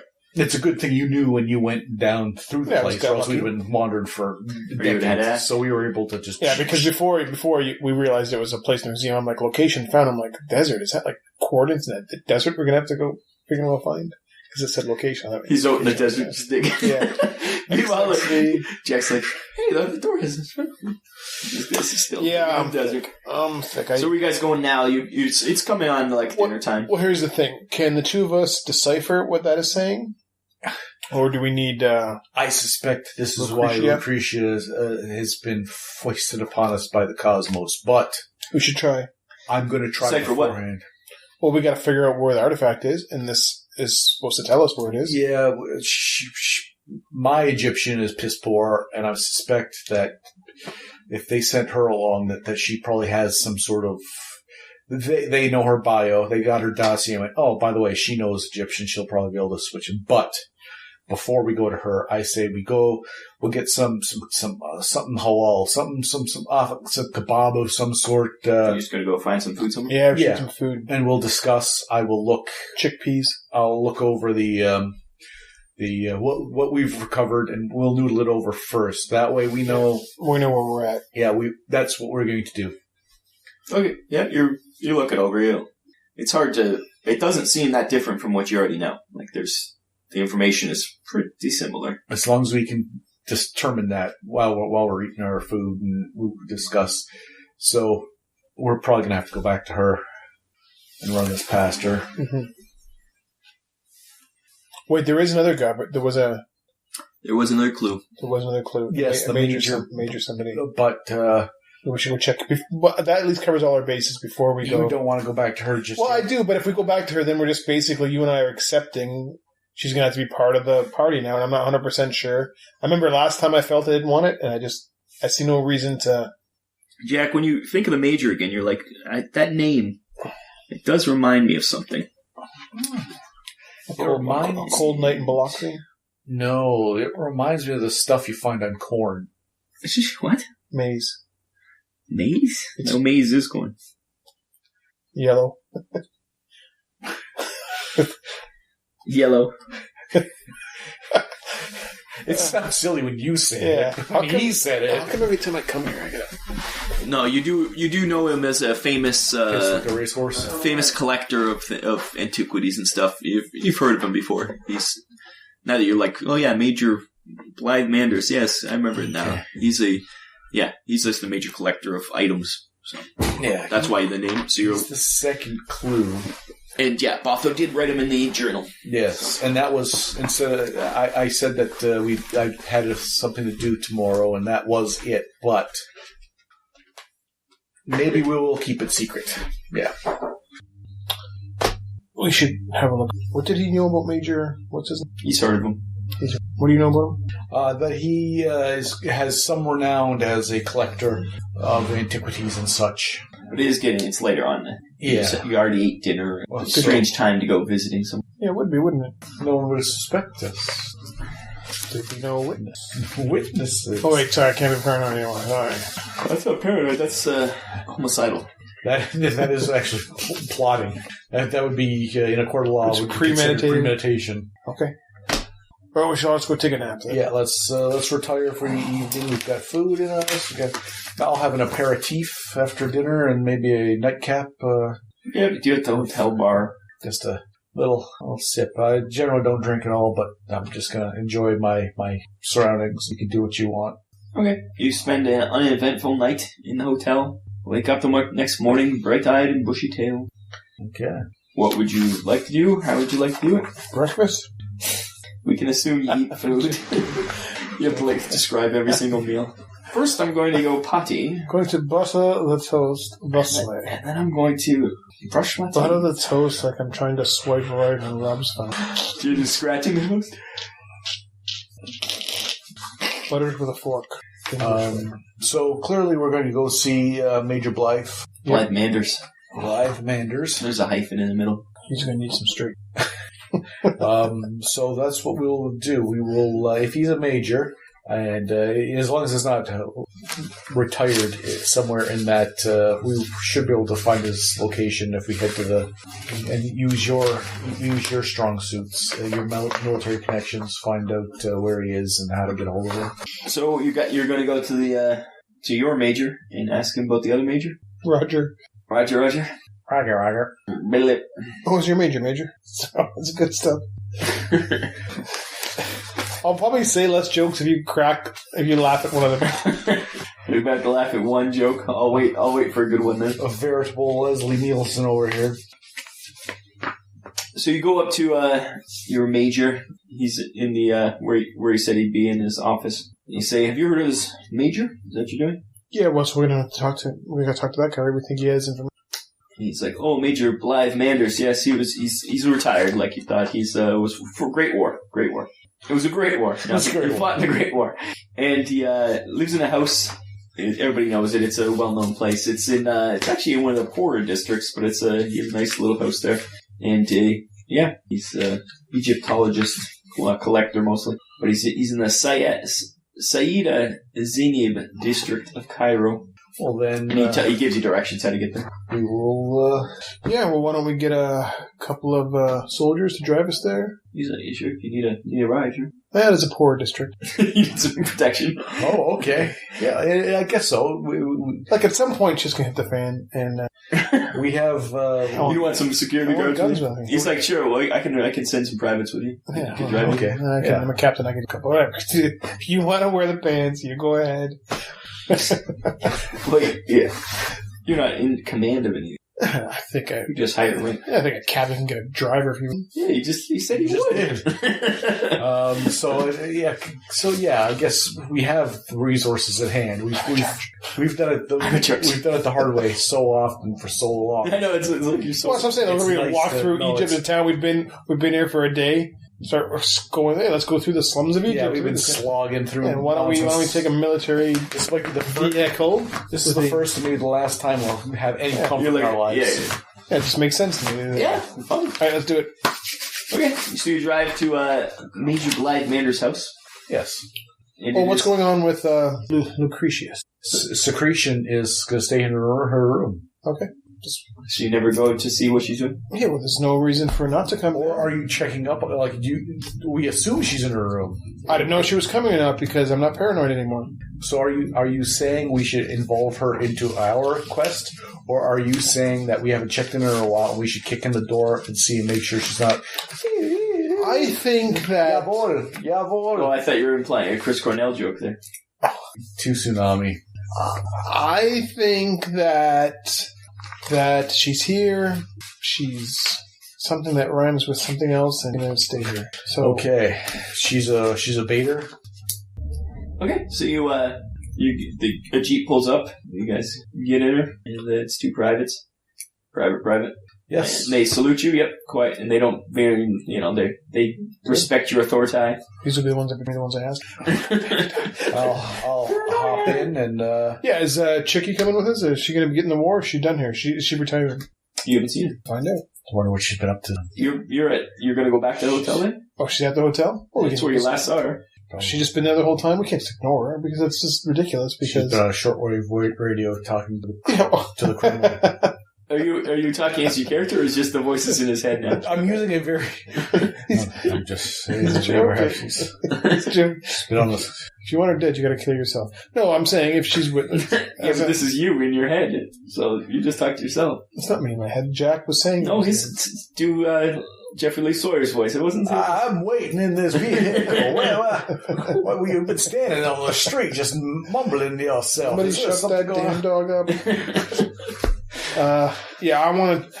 If she's going to be here, it's just ridiculous leaving the hotel. So I don't know who Sam is or why you're his son, but let's just get this show on the road. let's get this So you jump in the Jeep, go to the hotel, and go get her? with those glitz, we're practically the Zodiac Killer.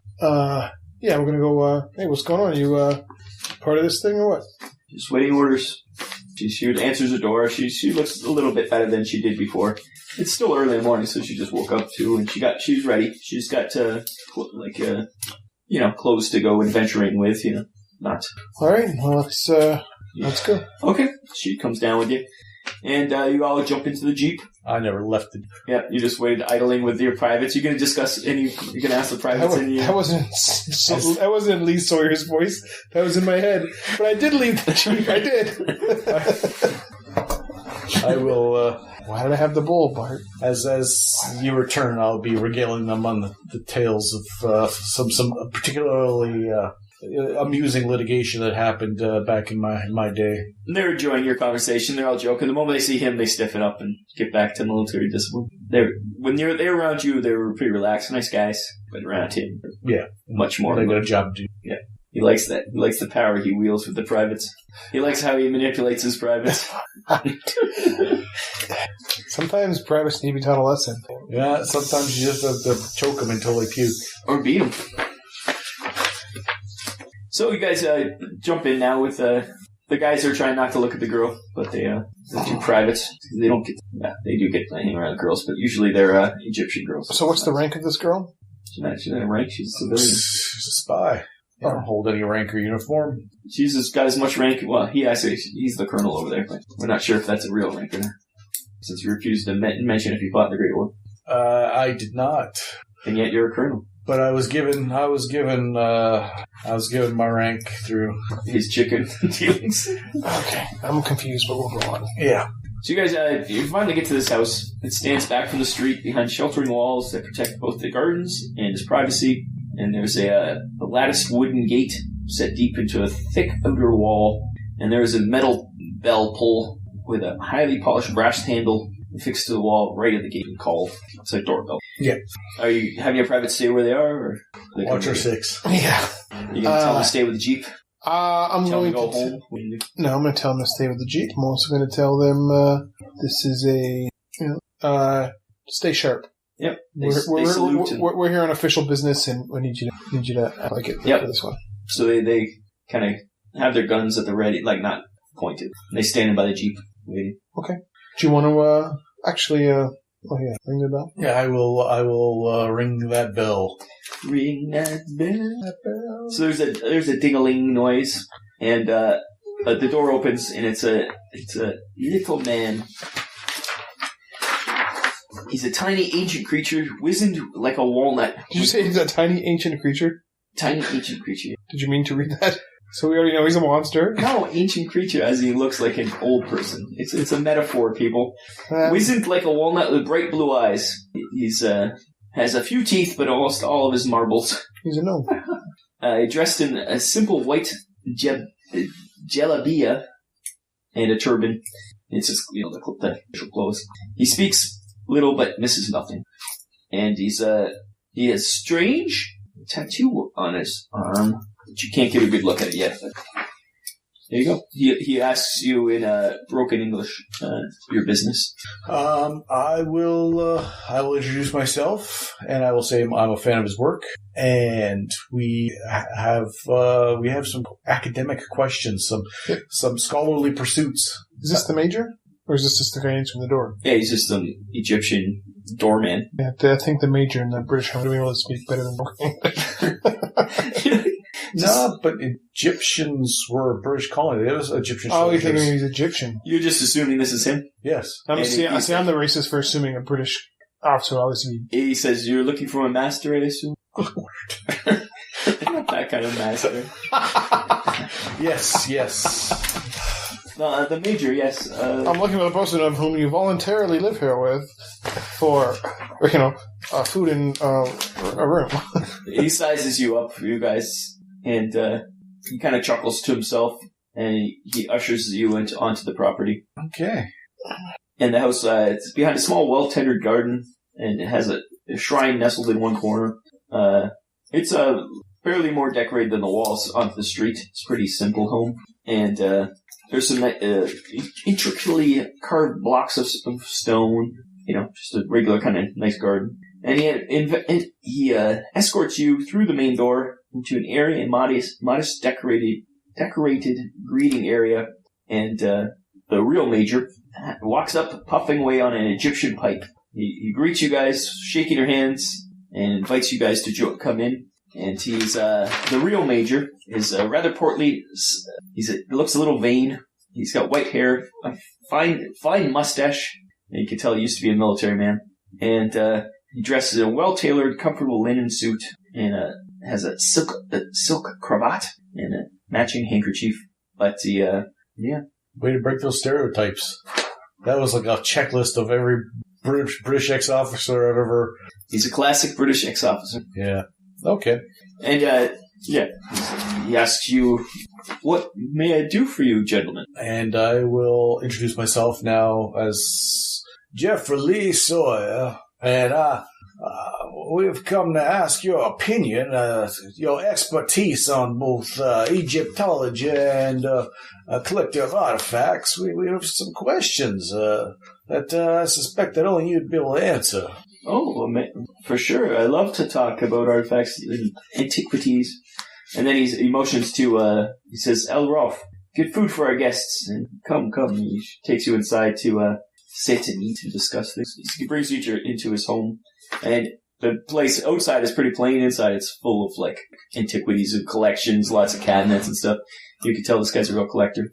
Anything I recognize that might be obscure enough that if I went, oh, that's a something or other, that it might be, establish some of my cred.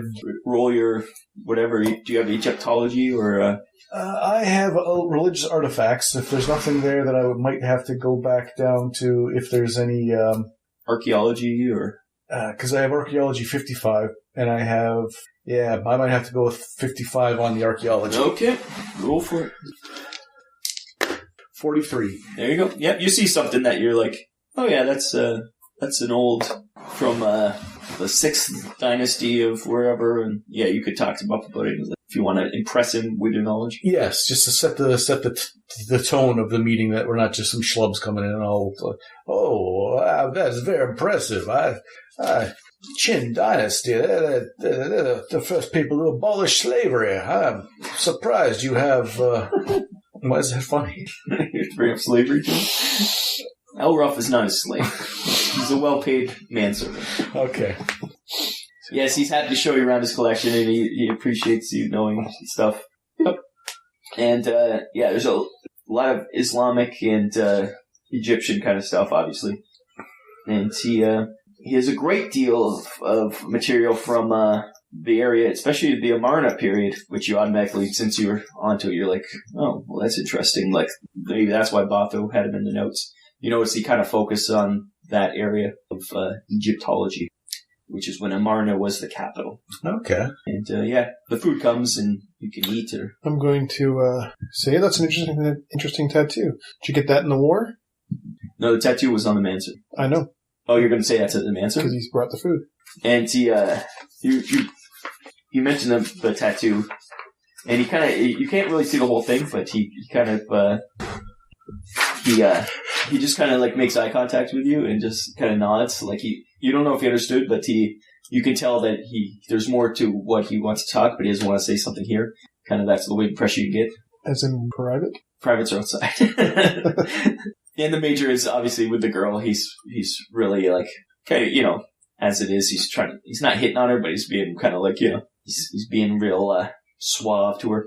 He enjoys the company of ladies? Obviously. Okay. Well... So he's not even... He's paying attention to you and he's paying attention to her, but he's kind of ignored you a bit. Like. Well, I'm going to ask him a couple of dumb questions that make him look smart. Sure. Perhaps we could go talk to the main servant. Just better try. Yeah, this guy is preoccupied with our female companion, so maybe if I slipped away...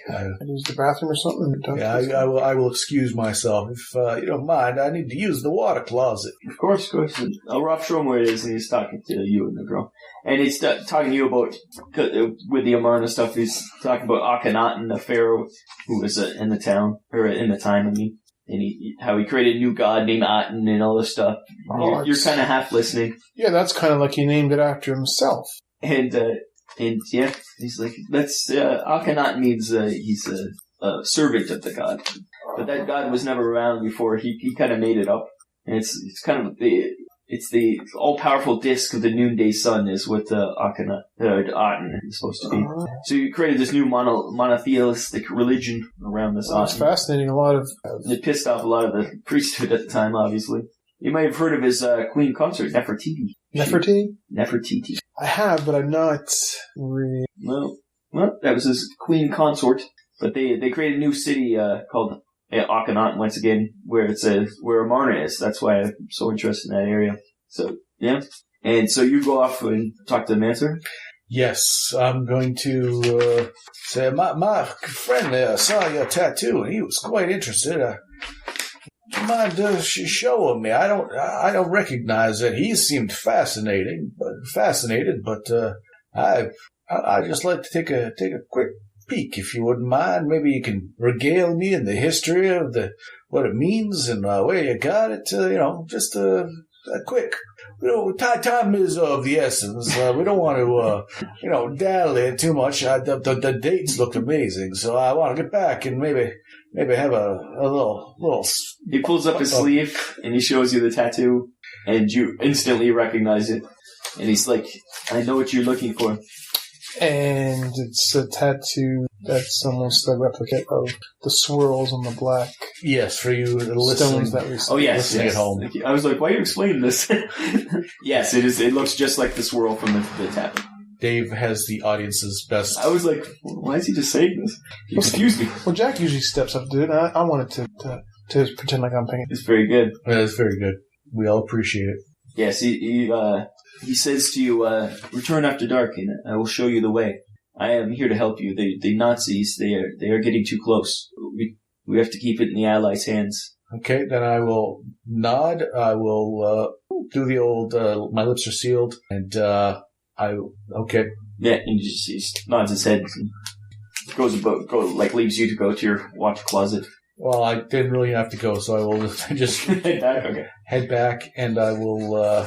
So yeah, as you head back, this guy's still going on about Akhenaten to Dave and Sibylla, and Oh, did you find the whatever some British term for the head is?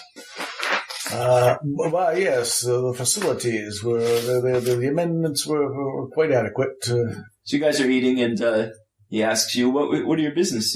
You came to see me. I've been prattling on about my collection. What was it you wanted to talk about?" Oh, well, I was just wondering, are you able to read hieroglyphics? I just, in your humble opinion, what is your level of proficiency reading? He's like, mostly it's the history and I like the digging up and the history part, not so much on the research part. I don't really know much about hieroglyphics, unfortunately. I'm sure at the museum there's probably would help you that, but yeah. Oh, well, that is... I can tell you all the history about anything, but yes, I'm not really up on the reading of hieroglyphics. Well, then perhaps we could just talk about some other things that are interest, and I was hoping that your extensive knowledge would help us. What is it you have to read? Like, is there something you discovered? Is there a new discovery? No. We've been on the trail of something that was an old rumor, old suggestions. We were led to believe there might be something in Alexandria that an artifact that we had heard of, but dead end after dead end after dead end, and well, we thought. He's like, "Oh, Alexandria, that's yes, that's much after my time. More Greek in Alexander, obviously. He invented the city. Searching for the library, eh?" He kind of chuckles. Well, yes, that's precisely what we're after. But I'm thrilled that I was able to see your collection. It's wonderful, and it's an inspiration. I myself like to collect some things. In fact, if has anyone mentioned perhaps something called the Black Stone to you? Black Stone. No, I don't think so. It's something to do with Alexandria Black Stone? Well, no, that's we've only heard referenced very. Wait, Otho Eckelman. Ehrlichman. Ehrlichman, yes. Yeah, I remember he wrote to me about some black stele. I can't remember. He wanted to come talk to me about it, but yes, he hasn't come yet. I haven't heard from him in a while. Well, unfortunately, he was a compatriot of ours, and he's no longer with us. An unfortunate accident. Oh, I'm very saddened by the news. Well, that's not good. Yes, I'd met him once many years before, but about 12 months ago, he sent me a letter, but I haven't heard anything from him since. I don't think I can help you with the Black Stone. Like I say, my focus is on Amarna, and that's about it. Maybe it was something to do with that he wanted to talk to me about, but no, nothing about a Black Stone. Amarna, that's where they... Yes, that's, I can't, like I say, I know a little about Akhenaten, and that's where I focus, but that's all I can help you with, I think. Okay, well then I will thank him for that, and it certainly wasn't a wasted trip because we were able to see his wonderful collection and thank him for his hospitality. In Egypt, Major? Oh, I've been here a very long time. I served here as an engineer during the Great War, and I come to love the country, and after the war I just stayed. As you know, the war is raging in Europe. Any Nazi activity here in... Yes, actually, once again, near Amarna, we've heard reports of them digging up. Hopefully they're not taking any artifacts they find back to Germany. We'll never be able to see them. It upsets me that Egyptian artifacts are leaving British hands. How long has your servant been with you? They were the worst. Rafa, he's been with me since I started here. We've been together quite a long time. We've become friends over the years. He started off as my manservant, but now he's my one true friend. Oh, in Egypt here when I was serving in the Great War. Been friends ever since. Okay. Well, we'll continue with the making small talk. The small talk, and then eventually we will. We've got to get going. Next stop, we're hitting the library. So thank you, and hopefully we can remain in contact because I think we share our love of antiques and antiquities and all things ancient. Probably there's a Venn diagram, and somewhere in the middle is our collective thirst for knowledge. So then we will bid ourselves adieu. Do you know what the Nazis are doing besides... What was it, Irma? What they're doing there? They're digging up. They're digging. You know the... No. Well, there's many things that they... there's been rumors of powerful artifacts. The Nazis seem obsessed with finding artifacts. Like I've heard they're after the Spear of Destiny and all these. I don't know if they're doing it for if they're that insane that they actually hold power, or if they're actually just doing it to collect, to have these things. Who knows what that's bragging rights? Yeah, bragging rights. Well, thank you for stopping by. Please stop by again. It was nice to talk to learned people again and discuss my collection. And do say hi to the people at the museum. They're good friends. Okay, we will. And as you guys leave, Elroth, who's the servant, is waiting by the garden door. And now his sleeves are rolled up to his elbows, and you can obviously see the old, slightly faded tattoo in the inside of his right forearm. And he says to you guys, yes, come back after dark. I will discuss this with you further. He's talking to you because you're the one in contact. And he says, bring with flowers of the blue lotus. And he draws the ancient symbol for the blue lotus in the dirt with a stick. And you guys notice that is similar to the blue flowers that were in that pool outside of the... with the golden center? Yeah. And he says, bring them with you. We'll be needing them for what we have to do. Okay. Well, then we will see you tonight. We will be here after dark. The girl and you were just like, what? We're coming after dark? And then we will get into the Jeep. She asks you, what's going on? I will say that once I left to go use the head, I will say what I asked about the tattoo. It is the swirl that I'll tell. Yeah, they've seen. You recognize it. She doesn't know. No, I'll say it's a new clue that we're working on. And he just said, come back at night. So, I didn't want to trust the major too much with too much information. I gave him some misinformation. Might have been a bad step, but I don't necessarily trust this guy either. So, when have you trusted anyone? Well, it's just funny. I'm just saying, if you're going to plant somebody because you're looking for this artifact near the Nazis, you plant them with the people that he's going to go to. He would have had to have been planted. Yeah, the tattoo was obviously really old. A decade earlier. So then the Nazis have only been around for maybe a decade, not even a decade. The tattoo looked really. So I will just suggest we drop off a Jeep. I'd also somehow like to use my military command power to have a couple of soldiers watch his house from afar. Yeah. Just to keep an eye on it. I fear for them. Yep, no problem. It could be. Sometimes shady characters pull up in a car and charge in and shoot. I'm assuming you're going to catch me up to date on what Eldrick is it? Elroth said. And that makes me think, makes me wonder how he knows the Nazi clothes. Like, what's he into? And obviously he was a plant. He's into something. He's with this major. So maybe he's not a Nazi, but he's there for a reason. The only thing is, I'm going to indulge you a little in this paranoid conspiracy. As soon as I said, "Hey, can I see your tattoo?" He goes, "I know what you're looking for, and I know why you're here." And I'm like, just from based on me saying a tattoo, like it could have been like, "Oh wait, no, I thought that was something else. My mistake." Like he came out, so he's been talking to someone or someone. There's a lot. He's connected somehow. Yeah, he and knows it's either good or bad. way too much. So that's as far as I'll indulge you on that. That's true. So yeah, you set up the major sets up some guys to watch the house for protection. Yeah, put on there, and then we will. We'll need to. Does our what should I be calling this lady? Lucretia. Lucretia. You can call her whatever you want. Her name's Sibylla. Sibylla. So what can you do for us? See, I thought she was part of the army. She's just a friggin' spy. She's just a civilian that we're using for information.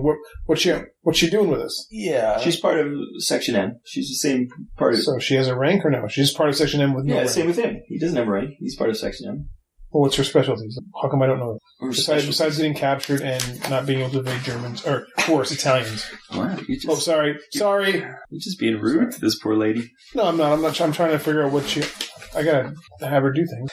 She says, I'm very good at sneaking and espionage, that kind of stuff. So if you need any sneaking or espionage, and I can use. I have more than enough ability with the guns to watch your back. Also, You have a gun? yes. You might need it. All right, so I'm going to. Maybe she'll actually do it. I'm going to get her up to. Don't be paranoid. That's your inside base again. You're going to tell her what? Just what you guys. She knows you guys are going for the artifacts. Well, there's nothing. There's nothing really to tell her. No, you guys made contact. She already knows everything.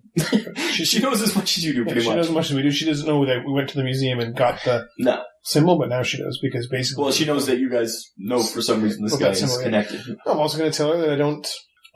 It's someone who was captured and roughed up by the Germtalians. I don't know. Germans. Well, it was Germtalians. It was both. I don't trust anybody, including this. She just kind of. I understand. My line of business, trusting, is hard. You don't shoot unless I shoot. I'll follow your lead. Okay. Well, anyway, I have no reason not to trust him, but it is funny that he knew exactly what was going on, which means we've been followed since we've been here. Maybe he said he volunteered. I know what you're looking for. Just because I mentioned the tattoo, so someone that could have been a passing reference of just hey, that's a nice tattoo that doesn't normally elicit. I know what you're looking for. Come here at dark. Yeah. That doesn't mean he's a bad guy. No, but just but that is. You guys are trying to convince me. I'm like, I can see what it is. Convince yourselves. It's not necessarily sinister, but it's something afoot. So then, I guess we will return. We'll go, and if we do we need anything for this? When you get back to the hotel, there is a message for you that your suit is ready. Like that. Fantastic. I will. Not necessarily today. I'm wondering if this is for all right. Do we still have that shield with us? It's in the artifact? Yeah. It's in his belongings. I don't know if he's been carrying it around. No. All right. With his books and his, he's got 2 tomes and I assume you kept the elder sign in your pocket. Yes, that's coming up. What do they have for radios? Not walkie-talkies. They're pretty big. They're field radios. Too big. Like a Jeep would have one but it's not, it would be a radio operator, they have them on their backs. Well, we've got to go collect those blue for some reason. I just wonder if we're going somewhere and if this is the only place we have I have actual resources, and I wonder if it'd be nice to be able to keep in contact with. You just go send someone else to go get the flowers for you. No, I don't mean that. I just mean if this guy, for some reason, I imagine follow me into this tunnel and through here and use the lotuses to whatever. And you open the door. Everyone to know where we are, on our side, Well, what if we end up somewhere and it's oh, hey, it's a big Nazi camp. Hey, everyone, there's giant Nazis. Yeah, or hey, there's no way like that. It's not unfortunately, the communication's not that easy. Unless we brought a radio man with us. But we could have Lucretia follow us there. We go in. What she does is wait till front side. At a certain point, if we don't come back, if there's any problem, she scampers back under the cover of darkness and brings the cavalry. The cavalry. Yeah, that's a great idea. That's a good idea. You're right. The first. I wouldn't say it was a great idea. It's a good idea. That was a great. Good idea. That's pretty funny. I didn't even know I did it. It was middling at best. That was an It's idea. acceptable idea. That was an idea. Anyways, that's what we can agree on. It was. So, you guys just gonna do what? Piss the I'm not table? 100% sure I looked at it that much, but that's because for some reason I always imagine these things where we're just going to keep progressing forward, and it's like, oh, well, how do we... All right. Let's go collect some blue flowers. I'm going to go collect some blue flowers. So you're just gonna go to the, you're gonna go there and... What was it? It was in the hotel, right? No, at the, Museum. Yeah. What? Are they a water-based plant that just lives on the water, or They're like lilies. lilies that did they cultivate there, or can we just pick them up anywhere, or could we go to a flower shop? Like, It wasn't code for something, right? It was just... yeah, They had names. We told you. yeah, but Well, let's go to the museum. And we they're can ask them. called okay. Blue Lotus Flower. Could be just something as simple as you wear it, and it's like, oh, now we know that you're part of the Allies. Could be. I don't know. You're gonna get the ones out of the... Well, I want to grab ask. a couple. I'm just going to ask about them. Ask who? Oh, there you go, Dave. Some museum. You go to the museum just ask about the flowers? Well, just out of curiosity, do they have any sort of cultural significance, or were they? No, they're special. They're a particularly unique kind of flower. They're pretty rare, but they're yes, they are beautiful though. That's why we have them in our fountain. Do they have one? She's kind of confused by the question of you'd like pick a flower. Yeah, I'd like to impress her. She's kind of confused. She's like, well, I guess so. She's not sure if it's like, would that be bad if you took a flower or not? She's like, sure. I guess just don't ruin them all. Take one. Yeah, kind of flower. Just collects them all. Just take a couple and then just pour salt in there. So I've got the only two in existence. She's like, sure, just don't tell anyone. All right, I'll take. You're gonna take 3. It's like I told you one. Yep, you grab the flowers. All right.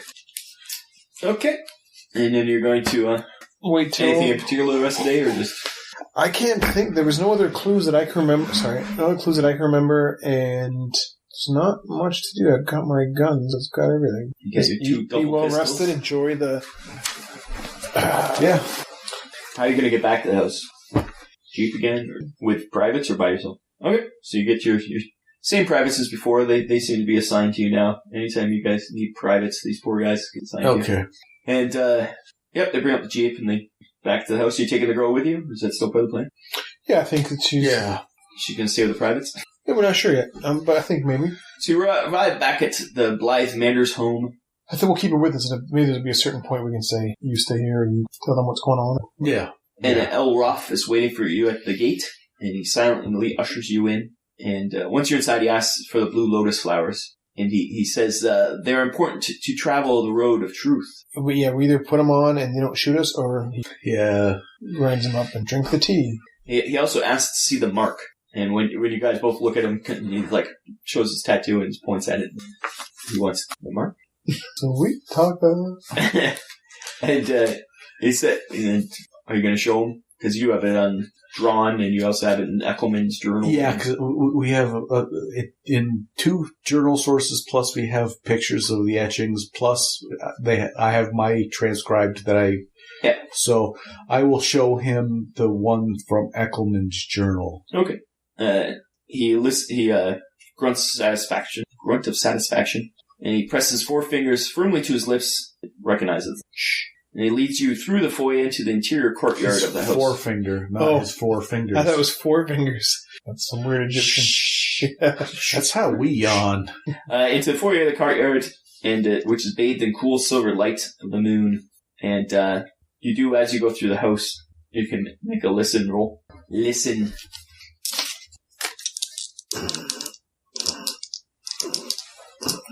Is there an actual listening skill, or 85. No. how do you listen? I don't Listen know. skill. I just fired my dice off. Can I see it? For listen. Where's L? 25 is stock, so... 39. Which you're only 25? 25. Okay, so you just go through the house, and you hear, let me see if she makes the roll. What's your list? Where's her sheet? No, she didn't hear either. You go through the house. Yeah, he leads you into the courtyard. Nothing to hear here. He indicates that he needs assistance to remove a large ornamental cover from the courtyard's well. Sure. How's the Major tonight? He's sleeping. He's very quiet. All right, I'll help. Okay. I haven't, though. It's just funny to talk about. It's heavy, but you guys get it. He's pretty easy enough. You're pretty strong. And since he's appreciative that you helped him. And there's a small raised lip of stone, only a few inches high, that supports the cover. And once exposed, the calm, dark waters of the well can be seen only a foot or so below the courtyard's flagstones. The well's pretty high. He says to you that the power of the sun has entered the duat and lies waiting for you to free it. You guys are just like, what? I don't understand most of those words. The duat is like the underworld. We are going to peer into it, find what you seek. Is the drowning coming up? Go on. We must first find the doorway to the land of night. Only that way we can do that is through the well of stars, which will grant us vision to those who know how to conjure up its secret. He pulls out a long, fluffy brown ostrich feather and hands it to you, Dave. And he mimes making swirling action with his right hand pointing at the well. Are you gonna swirl? Yeah, this is Three Amigos-y.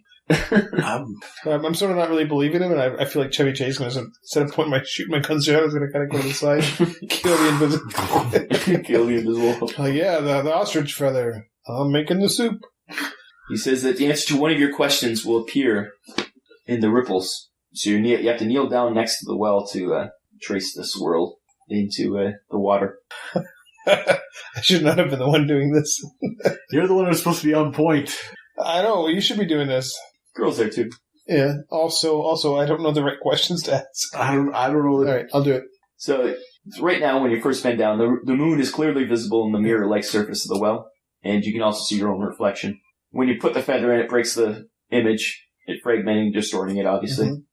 Mm-hmm. Then the old man starts chanting something softly to himself. So you're still doing it, he's still chanting. And at first, it looks like nothing's happening, and you are getting the Three Amigos feel. But then as the ripples fade, you can see in the well, it's not your reflection any longer. You're like a little freaked out. Instead, there's a massive sandstone facade supported by 6 pillars. Each of the pillars contains the carved head of a woman with cow's ears. And Jack, you recognize it's the goddess Hathor. She's an Egyptian goddess. Yeah. The image then shifts to the ruins of a building to the right, of which is undoubtedly a temple. And as you watch, the ground splits open, and the sun begins to rise through the cracks in the stone flaying, blinding them. So all of a sudden, they'll really late. Finally, when your vision clears, it takes a few seconds, the well's back to normal, and your face is staring back at you. Elroth goes to grab the cover to cover the well back up, and to grab the ostrich feather. Wow. I'll help. Okay, you help him put it back. And he says, I hope that helps you get to the resting place of the artifact. We must retrieve it before the Noct will. You told me. They're digging out Mara, but they will only be fooled so long. That temple, the Temple of Hathor, it's a few miles southwest in the city of Kina. It's on the opposite bank of the Nile from them. And Jack, you recognize the names from other digs in the area. Okay. Do you have an archaeology skill, Jack? Yeah, you said 55. That is correct. Roll it up. I failed. Okay. And, yes, there is there is ruins in that area, but, there is a place called a sanatorium, which is kind of what you guys, pictured there. And it's where people used to go to find cures for their ailments through prophetic dreams induced by drinking narcotic beer. Okay. And Elroth says that, for you to reclaim the sun, the artifact, you have to make your own journey into the duat, which is the dream world, and face the challenges of the gods waiting for you. If your hearts are found to be in balance, you can defeat the dread Apophis. It's the evil snake god who will destroy the world. Then the sun will be yours. And he volunteers to make you a red ale of truth that you will need to make your journey into the duat. And that is what he needed the flowers for. He says you drink it when you're in the sanatorium, and you'll be brought into the dream world. And there's also there's more in the Book of the Dead, or the Book of the Gates, and you've heard of this. It's a famous book, and it's obviously like available easily at the museum. It's a famous book, and he says that the potion will be ready in the morning, but I need my piece to make it quietly, so you'll have to leave. But please come back in the morning, get the potion, and you can continue your journey. Okay, so yeah, we will bid him adieu. We will see him In that AM? in the morning. We'll back. Until then, we will go back to the Jeep, then back to our room. Yeah. In whatever needs to be done between. And Sibylla is in the Jeep ride. She's like, if I hadn't already seen Snake Men, I would say this is insane, but this is pretty insane still. Psychedelic tea in a ancient temple. What can go wrong? Pretty foolproof. I can't imagine. Yeah, a lot of faith at this point. Yeah, but okay. For a bit more. So you guys go back to your hotel rooms and Yes. ruminate on... Hey, just for fun, we can look at the glyphs and figure out where went wrong. It's Armand. on the tablet? Yeah. You think it's... the problem is you can't figure it out either because of where the crack is. You wouldn't be able to actually see where they are. Is it because that swirling thing is the dream? Maybe partly. But it's some of the information's missing. Speaking of Dream World, Jack, are you headed there? The swirl that he did in the was that the ostrich feather in the water making the ripples? Was that the tattoo? Is that what the... He was telling... Dave was doing the same Right, symbol. but is that the symbol? Is that the symbol that made? It's all the same symbol, yeah. Was that circle... Was that he was doing with the ostrich feather, was that like the same kind of... Yeah. Thing? Then... It was part of the ritual. I'm not 100% trusting him. No, neither am I, but what else choice do we have? But they went a long way. If this guy's a plant, they spent decades. This guy's been working as a He's almost deep undercover. Yeah, he's working as a domestic for a decade to make Well, he's sure. a plant for something, though. He's, the defender of this artifact or something? Yeah, he's the guy from the Mummy, the cool guy from the I'm Mummy? guessing it's going to be a kind of a cult situation where they've been charged with protecting something. I just don't know why he would give it up to us if he's in charge of protecting it. Maybe or if he's looking for what they're looking for. I don't know. That's where I'm ruminating on right now. Maybe he's just like better in British hands than Nazi hands. Yeah. Okay, but we have no choice. We have to move along with the plan as it stands. Okay, so you guys wake up in the morning. Yes. You're going to go collect the red ale or do anything else? There's much else to do, is there? You know what? I think what if we just stop by the bazaar, picked up my suit, yep. And I will haphazardly just happen to be casually mentioning that we're going to be heading to Luxor, and hopefully the weather's nice. To whomever will listen, and then we head to the library. We ask them about temples of what was her name? Her name was Hatho, and we'll ask, what do you know about that? Get all the information we can about the temple and its location before we go in. And then, because we did say we would return here before we left, plus all the information we can get, the better. You're just going to ask about the temple? Yeah. Where is it? What's the backstory on the whole situation? See if everything jives with what Al Roth was saying, as opposed to, say, this guy going, oh, no, that's where they sacrifice aged American lawyers. There's a big altar there. That place, so you go up to your buddy again. You ask him about the ruins at Dendera, which is what he said. It's outside the ancient town of Kina. He's like, oh, it's a popular tourist attraction. It is a temple of Hathor there. Yeah, it's not one of the big ones, but people do go and visit it. Okay. Then I'll say thank you. Just wanted to check in before we go. We'll probably be coming back here, but, as tourists, we're going to head out. We're heading to Luxor next. Roll an idea roll. Idea? 13. I don't know what my idea is, but I must have got it. Yeah, I'm at idea 90, so... Yeah, you're thinking also, Al Roth also mentioned the Book of Gates, and he said you could acquire it at this place. You're here anyway, so maybe we should ask about that too. Okay, that's what we'll do. So you asked to see a copy of the Book of Gates? Yes, please. And he's like, oh, actually, we have it in the, we have it in the store if you would like, just want to... Gift shop? Yeah, it's in the gift shop. It's a famous book. It's a translation by E.A. Wallace Budge. It's from 1905. Okay, so then I am going to... The Book of Gates is the volume 2. Do you want the whole volumes or just the second volume? This is like a nice set. I'm not going to break up set. Should you get the whole set? Sure. I'm going to purchase the whole set. I'm going to break out my... So write down, you have the Book of Gates. Oh. Yeah, pass that. So you got a new book. So, I will take this. You can read it to the adoring public. It's mostly... It's there, so might as well read it. Oh, we're going to do badly. Okay. Quite literally. So, for the listening audience at home, this is just a little snippet, a little for your listening pleasure.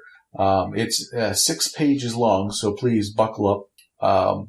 The short form of Tuat and the Book of Gates, Volume 2, in English and hieroglyphs. Oh, so maybe between the two of them, I'll be able to start tinkering around, learning some hieroglyphs myself.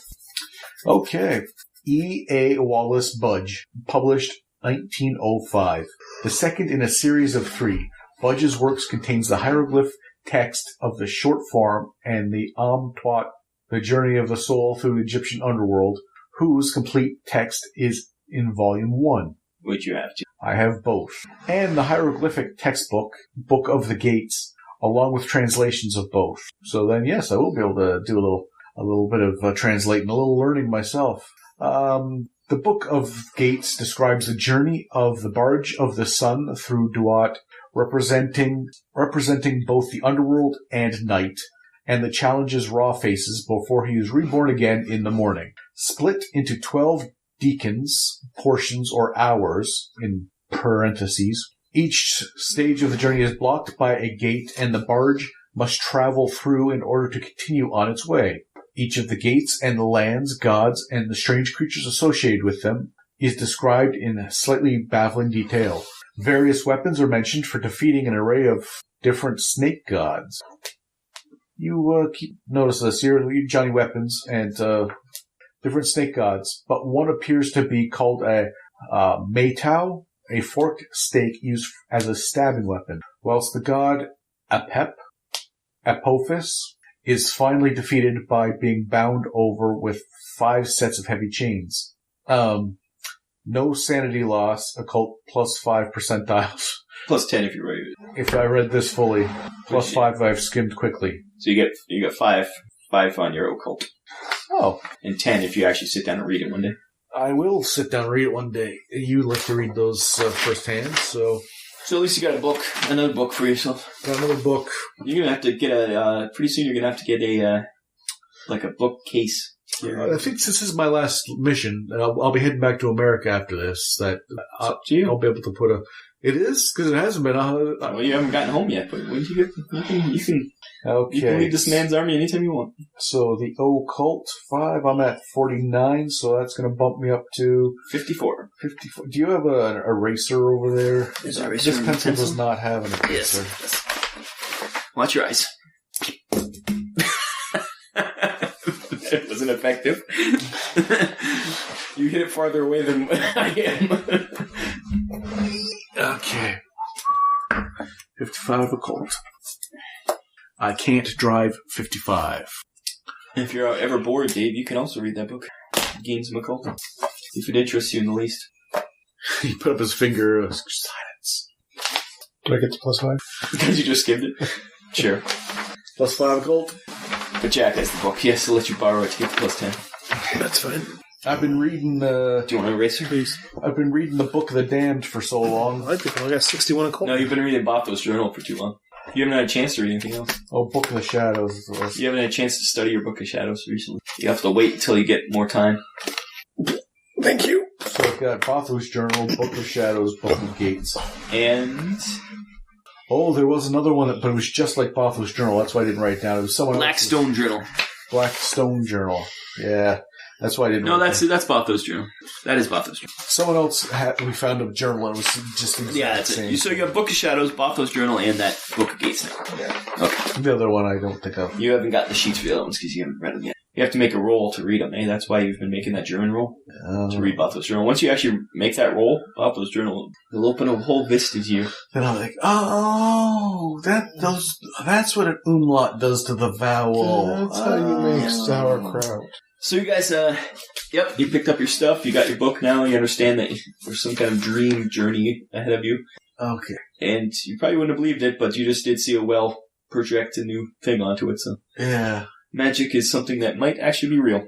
So it's still early in the morning. We can scamper over, get our red brewskis. Red brewski. Let's go grab some red brewskis. Yeah. So I've told everyone we've had any contact with that we're leaving town. Luxor, That's yeah. fine. Said we're going to Luxor. And it is on the way to Luxor, so that is a good cover. Yeah.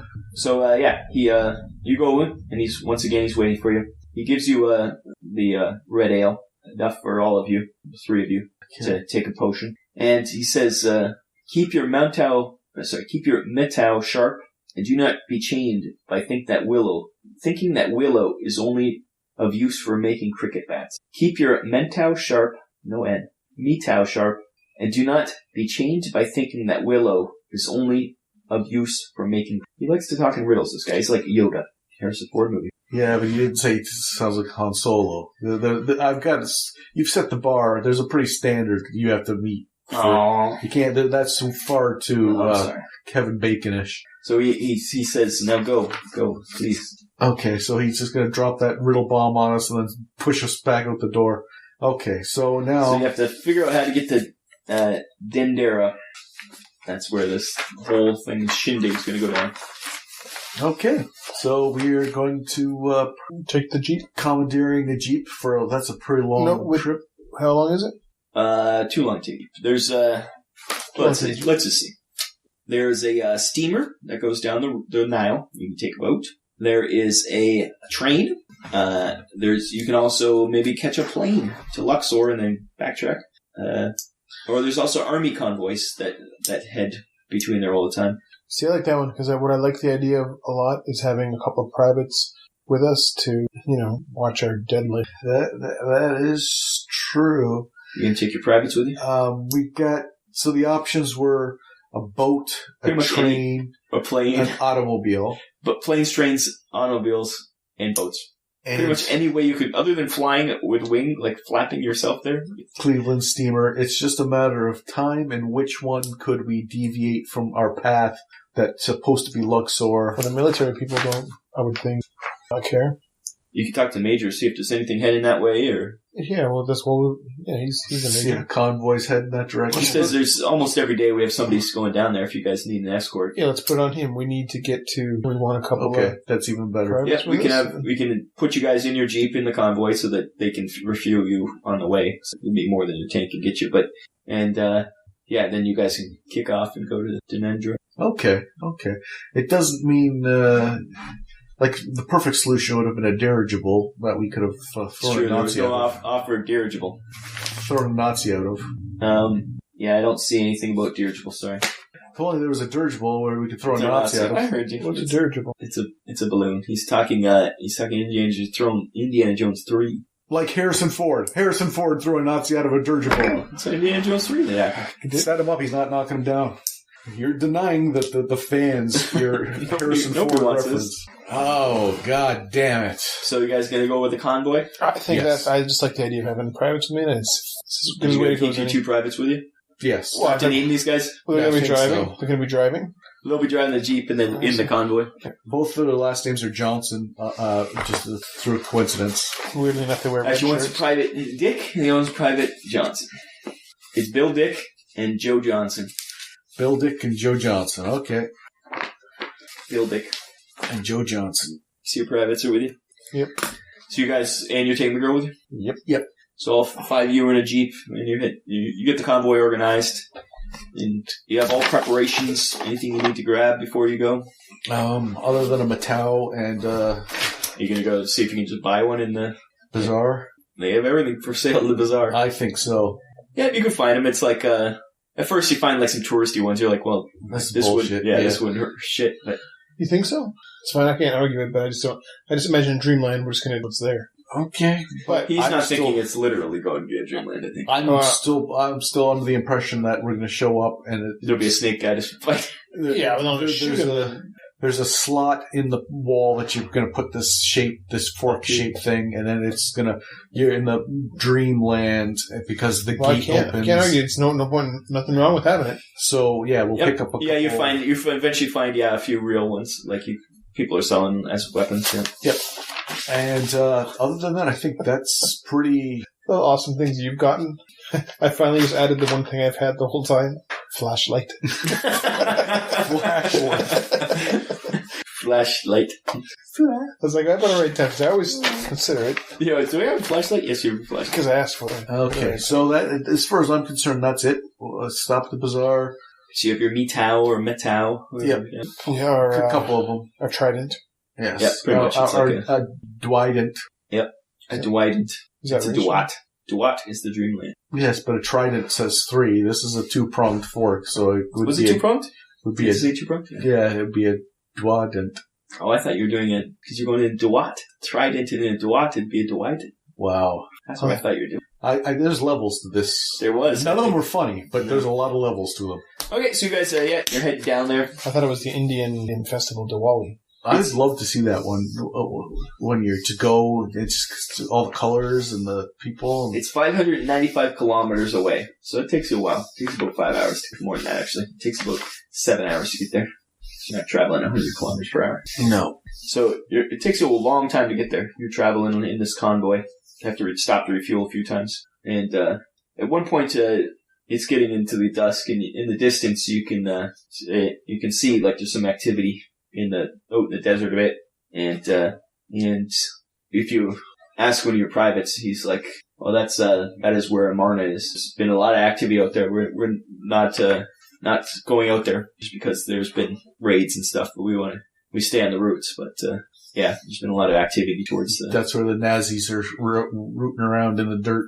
It could be we just there's too much desert to control. We can't control everything, so we try to avoid useless fights. Okay. But yes, and eventually you make it to Kina, which is the ancient town, and in the day it's really hot. Obviously, in the desert it gets really cold. It's really extremes. It is getting towards nighter time. And yes, the main reason to come to this town is because of the proximity to the ruins at Dendera. And it's a pretty bustling little town. There's a lot of tourists. There is taxis and carriages on hands at the railway station, like where you guys come in. But obviously you have a jeep. You guys broke off from the main convoy. You kept heading towards Luxor. And yeah. You're going to head right out to the temple, or are you guys going to stay in the town? Going to the temple at night, I think because it's a big tourist destination, if we go when there's no people, I think that would be off. So, well, you're told he did mention that you have to begin your journey at sunset. Is one of the things he said to you. So, like we're sunset. It's getting there. So if we're going to do it, we should do it now? Yeah. Otherwise you have to wait till the next day. We're going to sit here a whole day, do this thing? Yeah, every second's wasted at this point. Okay, you head out towards the temple, and once you get close, you do instantly recognize the temple's facade and the Hathor columns from the Well of Stars. Once you looked into it, you're like, this is it. 6 columns with the pig, cow-headed lady. Yeah, that's Hathor. Yeah. Was our vision of a contemporary temple what we see now, or was the vision of it like in its heyday? In its heyday, like are we looking now? I think it's there's cracks. No, I think it's what we see now because I remember it panning over and you seeing like the room. I think he said the room. Yeah. Okay. It's pretty much it. It was kind of like a Far Sight where it was like remote viewing kind of thing. Where you're going, not so much a historical thing. Okay. And yep, you find that you're at the place, and that building that you know of, the sanatorium, is right of the main temple and tucked behind the remains of the birth house and a Coptic basilica that's been built there. And that's where you were supposed to do it. Okay. You head over there. It's pretty quiet over there. Nobody's coming over here because... I got the privates with us, right? Yep, they're still with you. And there's little left... There's a little bit of shelter from the fragmented walls of this place, but little left of the actual temple that used to be here. And there is... just a little area. And he was specific that you begin your journey at sunset, and is getting close to that. And he says, all right, you drink the ale in the sanatorium. And Private Dick, Private Johnson, keep an eye on the perimeter here. If by chance we, I don't know, how do I say this without sounding crazy to them? If we don't, we're gonna go to sleep. I don't know how to say it. Say it in a commanding voice. They don't care. Okay. You're just like telling them to guard the perimeter? Yeah, guard the perimeter. If by chance we die in here, you go back and tell the major to... kill everyone. I was going to say, like, this place will need to be protected and guarded. They look a little confused, but they follow orders. And they grab their guns and set up a perimeter. And Lucretia, I think she should be, stay right here with us, not on the perimeter, not... No, I think she's drinking with us. It's up to you guys. Well, she's got a potion. She did make enough for her, but she does. She doesn't have to. But What are you thinking? I'm thinking there's 5 gates in here we have to go through fighting-wise. And I looked at my melee weapon, which has nothing on it, and think, if my guns don't come through with me, then lucky you got your metal. Yeah, then we might. Yeah, okay. Might be nice if we have another one. Yeah, so maybe she's that's all. Her kung fu fighting. Well, I don't know. Be a better fighter than you are. Okay, could be hand to hand. Okay, then I okay. That's all. The privates aren't far away. They're relatively close. They're kind of took each corner of the thing, hidden behind the walls, kind of checking out different, covering each half kind of thing. Looking at us getting stoned and then passing out. They're not going to pay attention. Drinking our hippie water. Well, you guys were discussing it. She started collecting some wood that's been around and starts making a fire because it's getting cold. She's like, if we're going to be passed out here, we might need to keep warm. Yeah, that's so my only concern was that while we were laying here, depending on how long it takes and what's happening, I would think that but you're right. Who knows what we're going to see when we're tripping? Right. We might need her set of skills. We get the privates watch. That's what we brought them with us to watch our activities. Okay. Well, then I will. When the sun dips below the horizon, I'll say chin chin. Okay. Bottoms up, and then I will pretend to drink. Now you should drink it. Tasty. Fuck the queen. So yeah, the girl and him drink totally, and. You guys do notice that it's sweet and a little bit alcoholic. You can taste a little alcohol, and almost immediately you both just and you're just like, look at it's drink. Okay, I'm gonna put my hand on their chest. His chest's rising, falling. Oh yeah, you're molesting the girl as she sleeps. But yes, I will then insert my fingers into various orifices. Then I'll move over to the girl. That's the old switcheroo. How do I get myself into these things? Oh, dear. Just gonna keep vamping until Dave gets back. I'll whisper in his ear, "This is for the airplane, asshole." I'll just sit by the fire. You're not gonna drink? That'd be funny. I'll tell you right now, you won't. There'll be a long time of you doing nothing if you don't drink. It's up to you, though. I could probably live with that if. Well, he just described quite graphically what he did to your body. Thank you. So, yes or no? Yes or no about drinking it or finishing off on my. And you and Sibylla wake to find yourselves on a wide rectangular stone pavement facing a range of mountains. It's just you two, though. Well, I'm glad I brought her with me then. You're by yourself. Of course, I could have kept her there to make sure he drank. Time's wasting. Yeah, no, I'm not going to drink it. Wow. So yeah, it's just you two. The sun is rapidly sinking down into a gap between two peaks. It's all on you. A sight that reminds... I get the artifact. The desert stretches as far as the eye can see in every direction. But passing up on so much historical knowledge, the artifacts. But the fading light of the sun illuminates a pathway leading to the peaks. Okay, so anything else around us? Nope, it's desert all around you and a pathway leading towards the peaks. What do we have on us? You check your weapons and you feel that you're went for your gun. There's nothing there, but then you do notice there's a crossbow across your chest. And you do have the mental that you had with you. So you do have that spear. Okay. And now you have a bow. You probably don't know how to use a bow, but at least you have a bow. And so you start walking, and it's the distances are deceptive in the dream. And you feel like it should take you hours to reach the mountains. All of a sudden you're there within minutes. And you're into a mountain pass. And you find yourself on a path across a sandy plateau. Ahead lies a massive gateway with walls that apparently stretch off to infinity on either side. And at the gateway are 2 mummies guarding it, and a strange snake-like guardian. So the mummies are swaddled in bandages and protective amulets, and they are guarding the gate. Their heads are uncovered, and the skin is stretched taut over a broken nose and rictus grin. A few wisps of hair still cling to their scalps, and their barred teeth are yellowed and cracked, and the eye sockets are largely empty. And also, the snake guardian looks like a large boa snake with molted gold and lapis skin, and the guardian balances upright on a curve of its great muscular tail. Its voice is clear and bell-like with no trace of sibilance. It's nothing like the snake creatures you've seen before. This is obviously much more serious. Yeah, it's like you're looking at an Egyptian god, really. He looks at you, and faces you first. He asks your name and why you wish to travel through the duet. We're searching for the artifact. And your name? Benedict Moore. And then he turns to face Sibylla, and she answers, wherever she is, that her name is, she meekly says Sibylla Zanata, and she also seeks the artifact. The gates swing open, and he steps aside and allows you to go forward. And we shall go forward. There you go. You pass through the gate, and you keep walking once again. Next gate. I feel like spies like us all of a sudden. When they're getting that rocket, click, click, this is a snap. The next gate you come to is also watched by mummies and a snake guardian, but in front of it sits 2 chairs and a table, whose top is inlaid with ivory in a grid pattern 3 rows deep and 10 columns wide. The table's legs have been carved to look like those of an animal, but not one known to you. And it looks like there's a game. The snake guardian motions and invites you to sit and play at the game. What's your luck score? My luck is 50.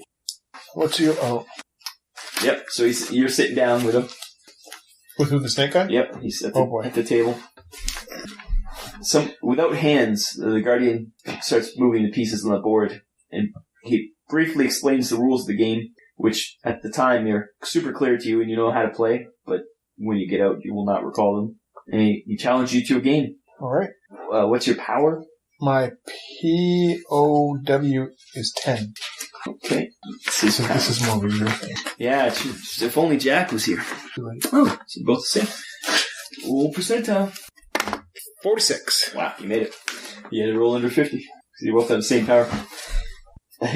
So he just nods. You win the game. And he stands up. And the gate opens. And then you pass through 2 more gates. There's more challenges and more things happen, but nothing that you remember. Finally, you lead to another gate, but after it is not on a featureless plateau, but an oddly decorated low room. There's severed heads of bizarre and nightmarish creatures hang upside down from the ceiling. A roll a sanity check. What's your sanity? 50. 49. You're freaked out, but you hold together. And the walls are richly carved and painted with images of gods and scenes from the Book of the Dead that you skimmed. What about our female companion? She's seeing. Do you want me to actually roll for her? We've never seen her under any real stress. That'd be fine. She just loses it. I'm just trying to gauge. Start stabbing me. XCOM style, just turn around. She freaks out a bit. She's freaking out a bit. Not that much. She only lost 1 sanity. But you handled it pretty solid. She's just kind of like freaking out. Yes, this is the Judgment Hall of Osiris. In the center of the hall, on a raised dais, on which stands a large set of balance scales. And from skimming, that's where the scales, your heart's balanced against by the gods to see if you're worthy. I remember that the guy saying. And on each side of the scales is a grotesque figure of a monster, and they're the fearsome Amut. Let's describe what an Amut looks like. Okay. The creature appears to be a bizarre taxidermy experiment. The head of a crocodile, the mane and forelimbs of a gigantic lion, and the hindquarters of a hippopotamus. And you guys going to step up towards the scales? I guess we have no choice. The moment you step up, they spring into action, and you smell from their breath the charnel house, and their eyes glow red. And on one side of the scales rests a brown ostrich feather, identical to the one used in the Wild Souls. And this is what your heart is weighed against. These the guys activate and they advance on you. And what are you gonna do? This monster's advancing towards you. So they were both on the scale. No, they're beside the scale. So they're beside the scale. I start going forward. You walk up to them? What I'm thinking is just because I'm thinking Men in Black when all the freaky monsters were there and he shot the little girl. I remember that. What? Do you remember that? I don't think I've seen the movie. So you walk up, and this monster walks up to you. Yeah. In other words, I'm not going to attack the monster. Okay. He suddenly rips into your chest and pulls out your beating heart much like Indiana Jones and the Temple of Doom. There we go. So you see your heart in front of you. And roll another sanity test. You understand what's happening, but it's still freaky. I just had sushi, man. 45. That's a hit. You made it, yeah. Made it. So you lose one sanity, but just because, hey, that's pretty freaky. Pen Jackson. You threw it at me. So Gracias, amigos. Aha, got this one. Amazingly, you do not pass out or even wake up from the dream. Instead, you watch as the Amut places your heart on the scales to be weighed. Your weight's doesn't even move that much, and your heart is fine. And immediately you find your chest is fine. You know, he does the same thing to the girl beside you, or the other creature does. Rips out her heart. Let's see if she freaks out on this one. I would. No, she's amazingly a little more calm than seeing dead things. She still loses one sanity, but she, her heart rips out, puts on the scales. Hers dips a little bit, but it evens out, and she passes the test also. She heals. And all of a sudden, on the far side, a hidden door opens, and you're able to walk through. Cool. We shall. So the lands beyond the Judgment Hall are not the same as encountered so far. The road is lined with jackal-headed standards, each with its body firmly lashed to it. Examining the faces of the dead reveals that they're known to you. And it's every person who's ever crossed you, from when you're a little kid, some bully, to you see that guy who ruthlessly shot in the face when you're... Do I see a sudden gentlemanly lock of my chest? No. You see a pretty woman you don't even recognize. You're like, who's that? Like, someone you don't even recognize. But she, for some reason, her face is there. And you can see on that... Hi, how's it going? Sibylla's doing the same thing, looking on her side. I only pretended to drink the... I know, you stupid son of a bitch. Roll sanity again. Just to... 92. And this time you lose. Yeah, well, this is a little bit. This is freaky. Yeah. Because you're seeing people you've killed and people you know that are still alive. You lose 1. She actually made it. So yeah, you're walking down this strange alley. The corpse's sightless eyes, watch you as you move through, and their heads track you as you walk by.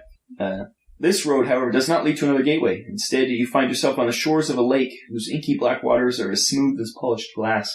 At the lake's center is an island on which stands a temple, not dissimilar to the one at Dendera, only a much smaller scale. There's patches of trees lining both shores, and do you have a biology or anything like that?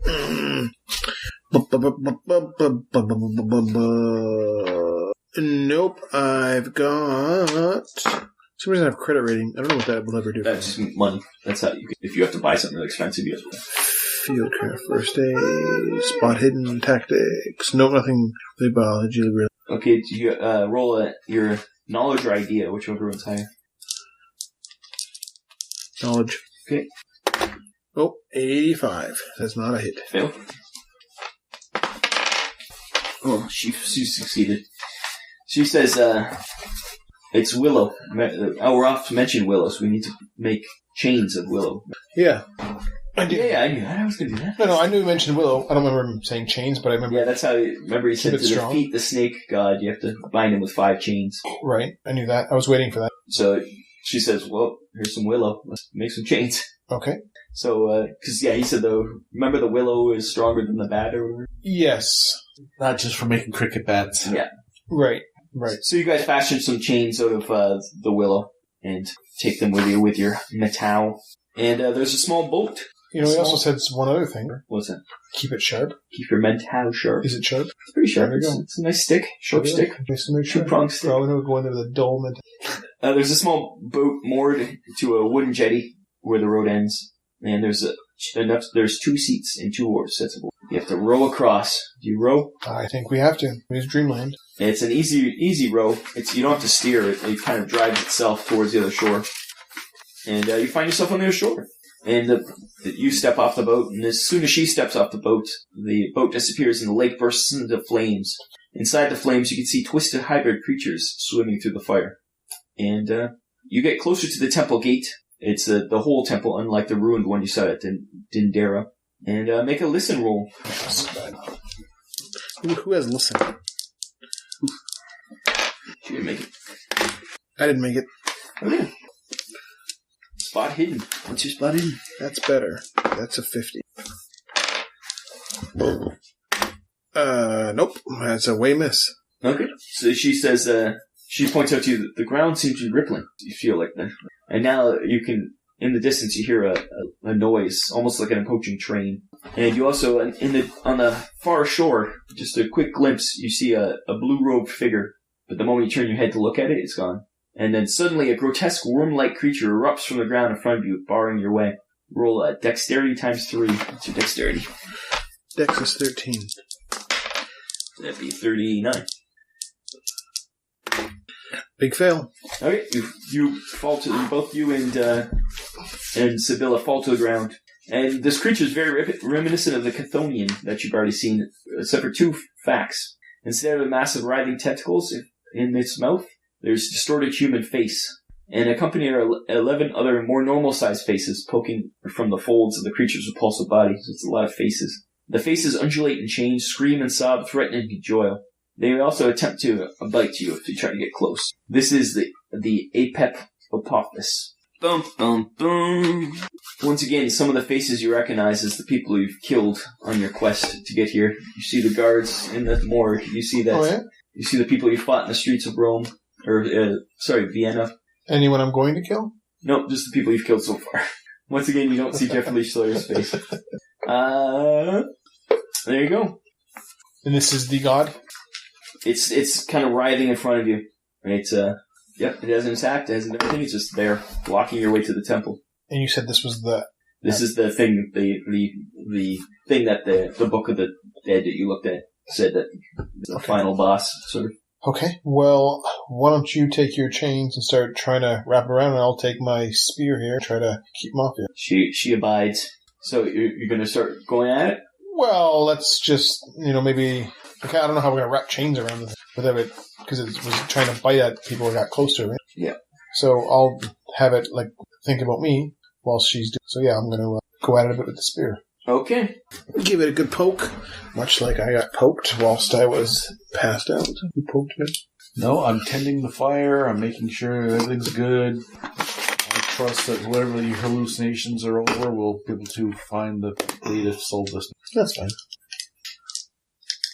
Makes sense. This is So you have a 27% chance. What do I have? But it's since you're using the mental, for some reason it feels right. And you actually have a 54% chance to hit it. Okay. Alright, so I should roll? You're just going to attack him? Okay. Well, my whole point is I know how he's going to be defeated. Isn't going to be by the spear. It's going to be by the rope. Or the chain, I should say. So my whole point isn't to just, stab him. It's all sort of, get that chain around him. Like whatever I can do to basically help. Yep. Help her. I'm not really looking exactly for damage. But... Yeah, no problem. Okay. Yep, roll the attack. 58. Just missed. Just missed, okay. First attack, you only get 1 attack. So. Okay, so you swing at it. It roars back, starts to lunge at you. She's going to attempt to throw a chain on it while it's distracted by you. Where's her shit? Nope. She attempts to wrap a chain but misses. And it's going to attack you, Dave. Yep. Where is this? Where did she go? His attack. He's going to attack with his... He's going to try to bite you. Bite you. And he does. Yay. And he does. He bites with his main face. You have that dice back. Ow. Ow. Ow. Ow. I got a bad arm. Shoulder. He bites at your head. Oh, good. That's a good spot. It's giving me head. No, he just did, Give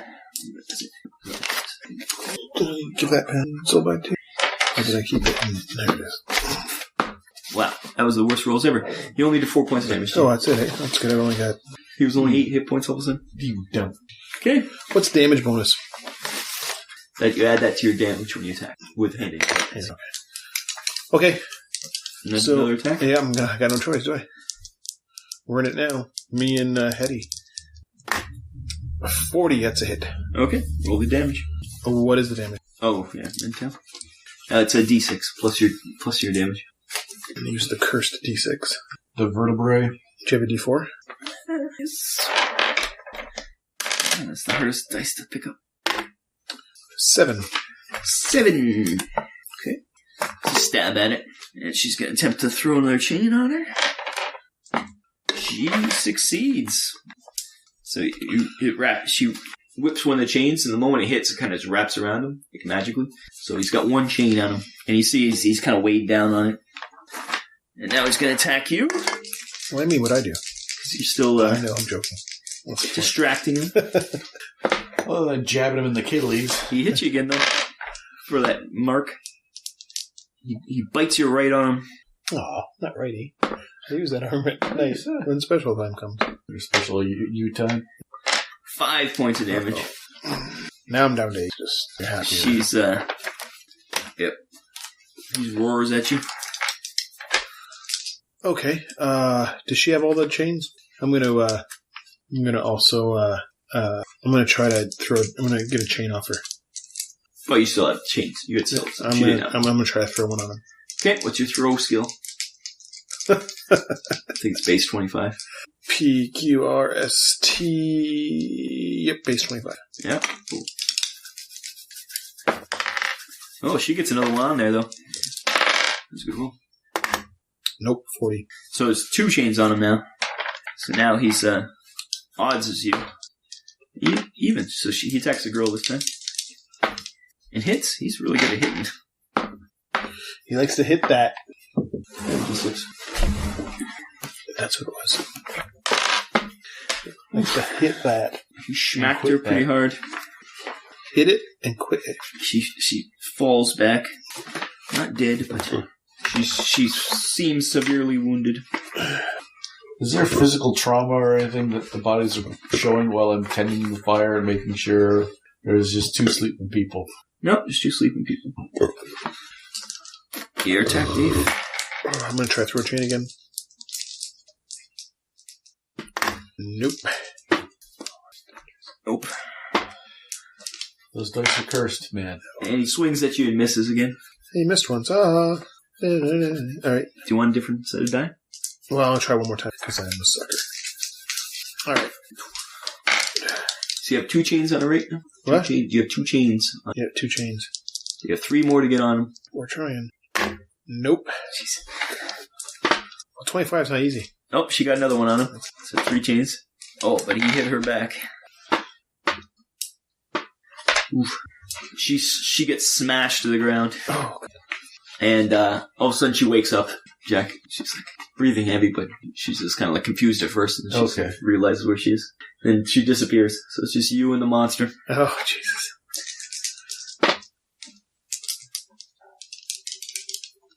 You got 2 more chains to get on him. I know.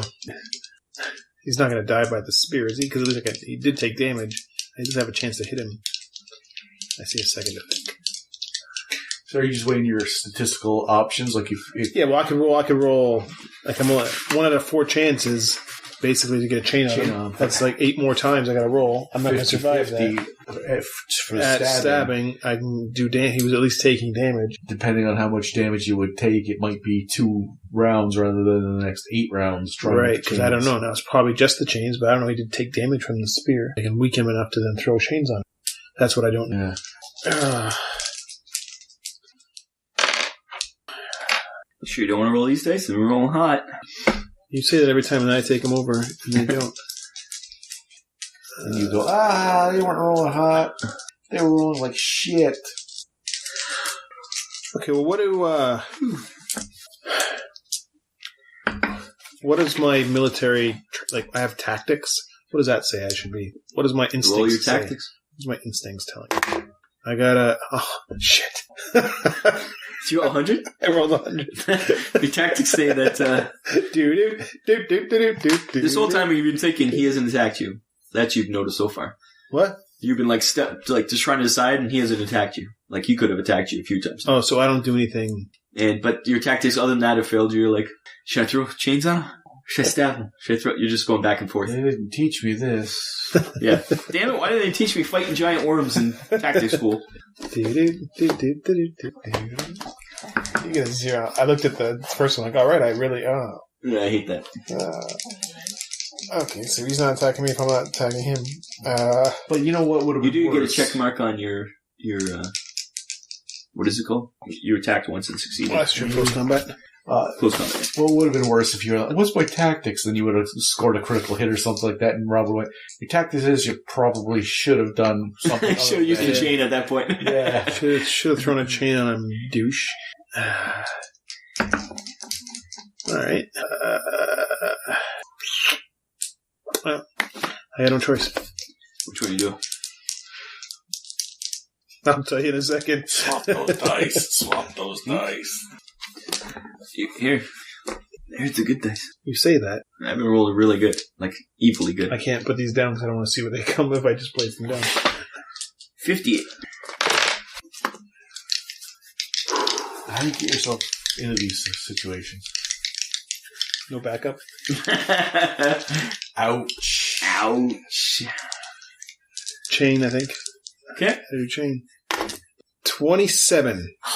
Just missed. He missed you, though. He bites back at you, but you misses totally. Okay. Is there any way you can just put these chains on, dude? You're just going to ask him. Roll persuade. What's my persuade? 84. No, you failed. 87. 58. Too hard. It's too hard. 25 is too hard. You almost did it. It's a 1 in 4 chance, Dave. Every 4 times you roll, you should succeed. How many times have I rolled? That's alright, he keeps missing you, though. So. How many times have I rolled? 1 in 4. 70. You've cursed the dice already. They were rolling 88. 12. Yay, you got another chain on him. Yay. He's really sluggish now. There's only 1 chain left on him, so he's like barely moving. Yay. 89. Going up. 98. You like smack yourself in the face with the chain. You tore a chain off of him. Yeah. Not like that freaking Ewok in The Jedi? Yeah. Harrison Ford movie. He hit you again for that crit. Smacked you right in the torso with his teeth.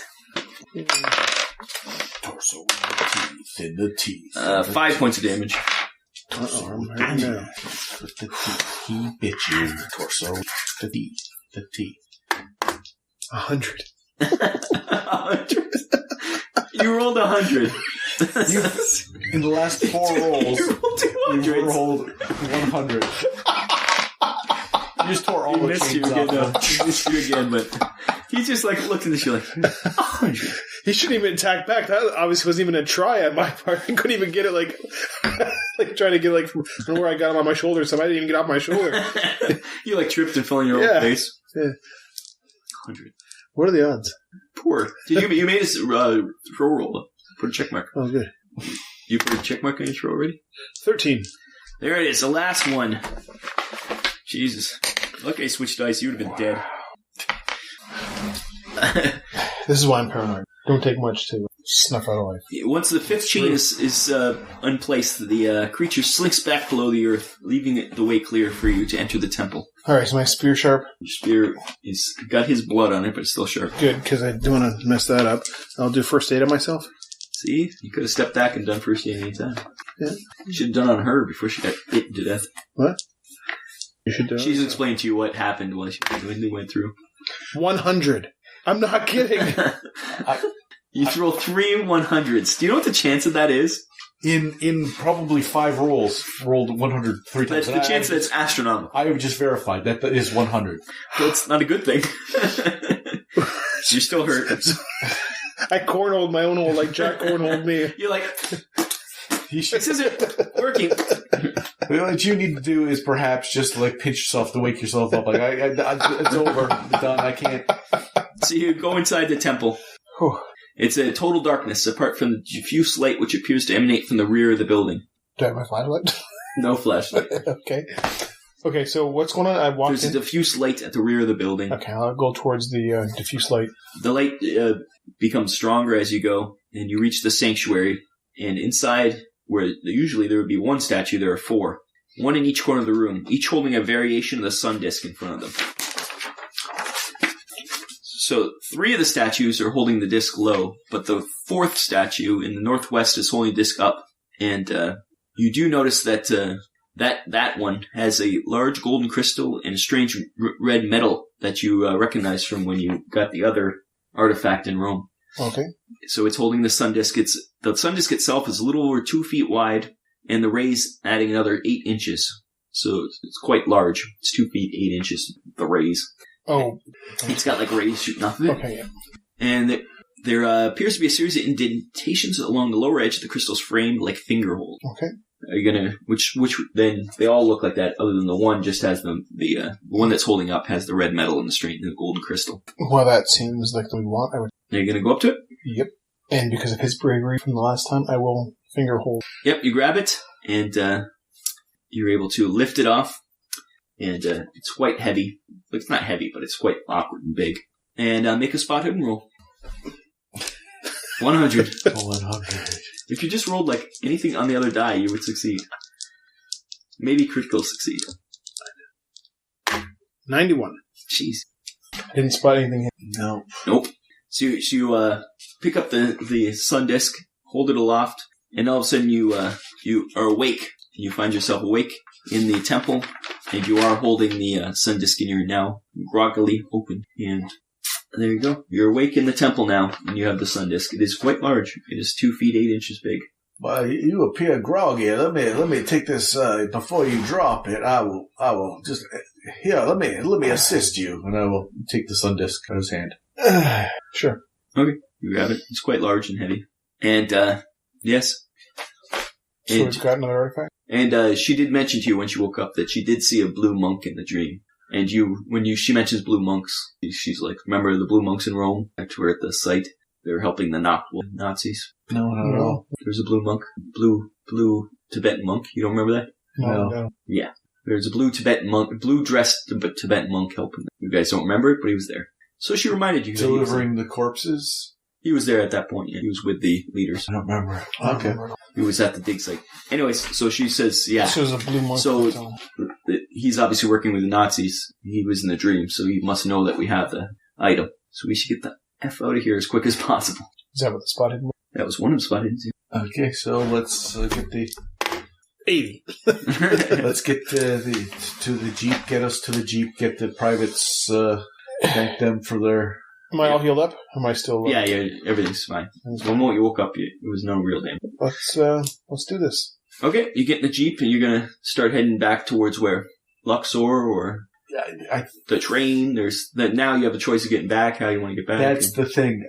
Your jeep will not make the distance by itself. We can leave the jeep here, and they can get hooked up with the convoy when it comes back through. We grab other transportation that will throw anyone off. And she suggests that you wrap the artifact. There's like some tarps and stuff in the back. Wrap it up so obvious too.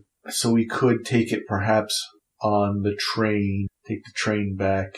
It's just after sunset. It's only been like not very long that they've been asleep. Like a very short time. And you do have a dream potion too if you ever want to use it. You never drank. Dream potion.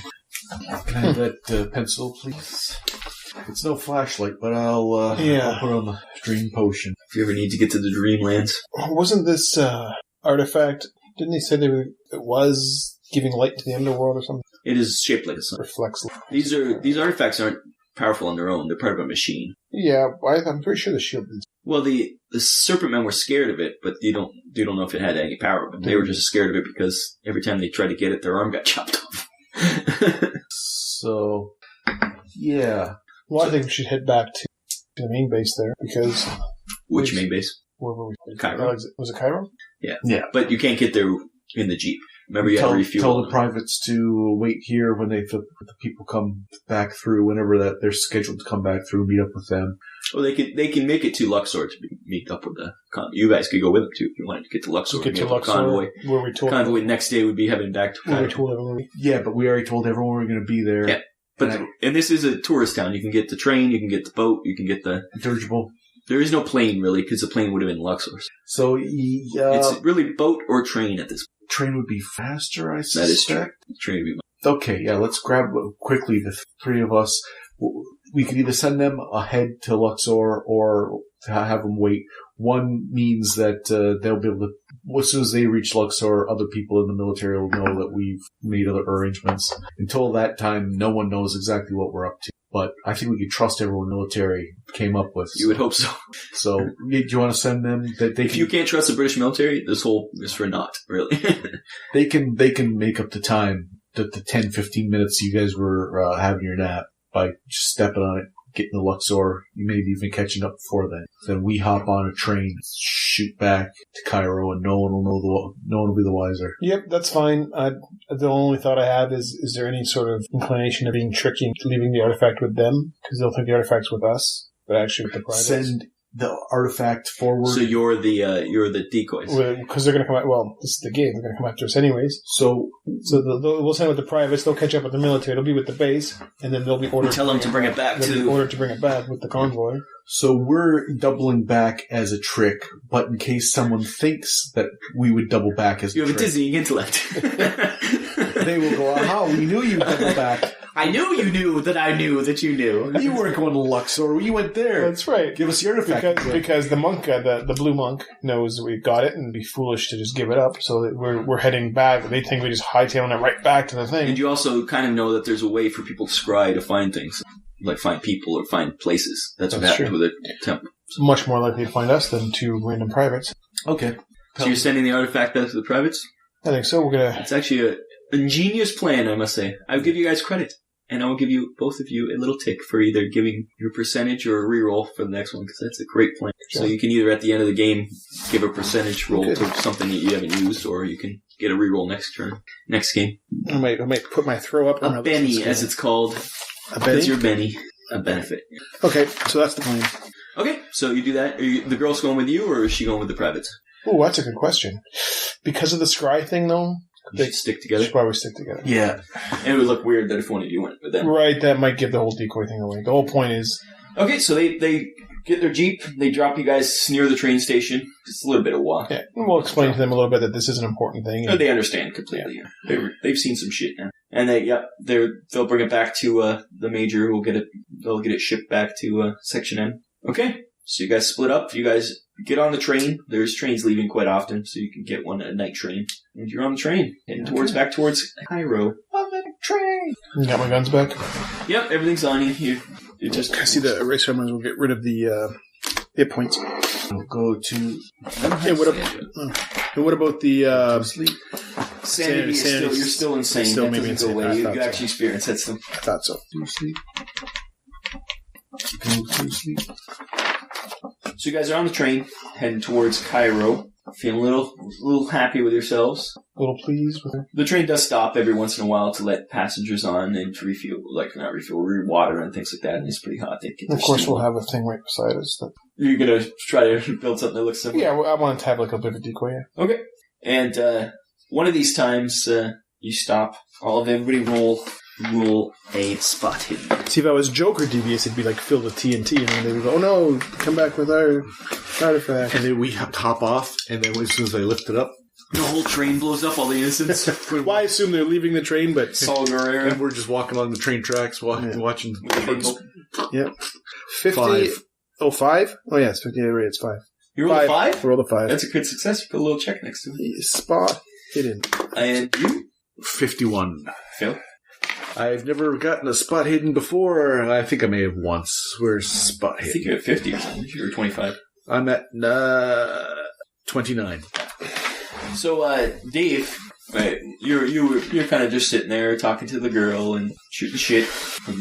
When one of these stops, you see a bunch of black, wearing black trench coats, kind of. You're like, what the fuck are they wearing trench coats? It is cold at night, but still. Enter the train, and you're like, gee, obviously. Yeah. Like, these are the most obvious freaking Nazis I've ever seen in my life. Narcs. So a bunch of Nazis, knocked wolf, you assume, get on the train. I'm going to point it out to the girl, my new partner. Okay, you're all prepared. What are you guys going to just wait for them to come, or get ready, or what? What's your plan here? You're going to meet them halfway? Just go guns blazing in there? How many people are on this train? Turns out they're just some poor tourists who like to wear... They're goth tourists. Well, why don't we just... okay, so they're on this train with us? Yeah, they just entered your train at one of the stops. Why don't we just get up and go to another section and see if they follow us? Well, they got on the train, like, not in your car. They got on the train. They're off of it. All right. I don't know. I'm not just going to start killing anyone right now. How many people are on this car with us? Like, there's going to be... Just lots of tourists. And a ton of people. A lot of innocents. There would be. So okay, there's Nazis entering your train. What are you doing? Okay, you have to defend your artifact at all costs. Oh. That's right. It's a number of cars back, so we have plenty of time if we needed to.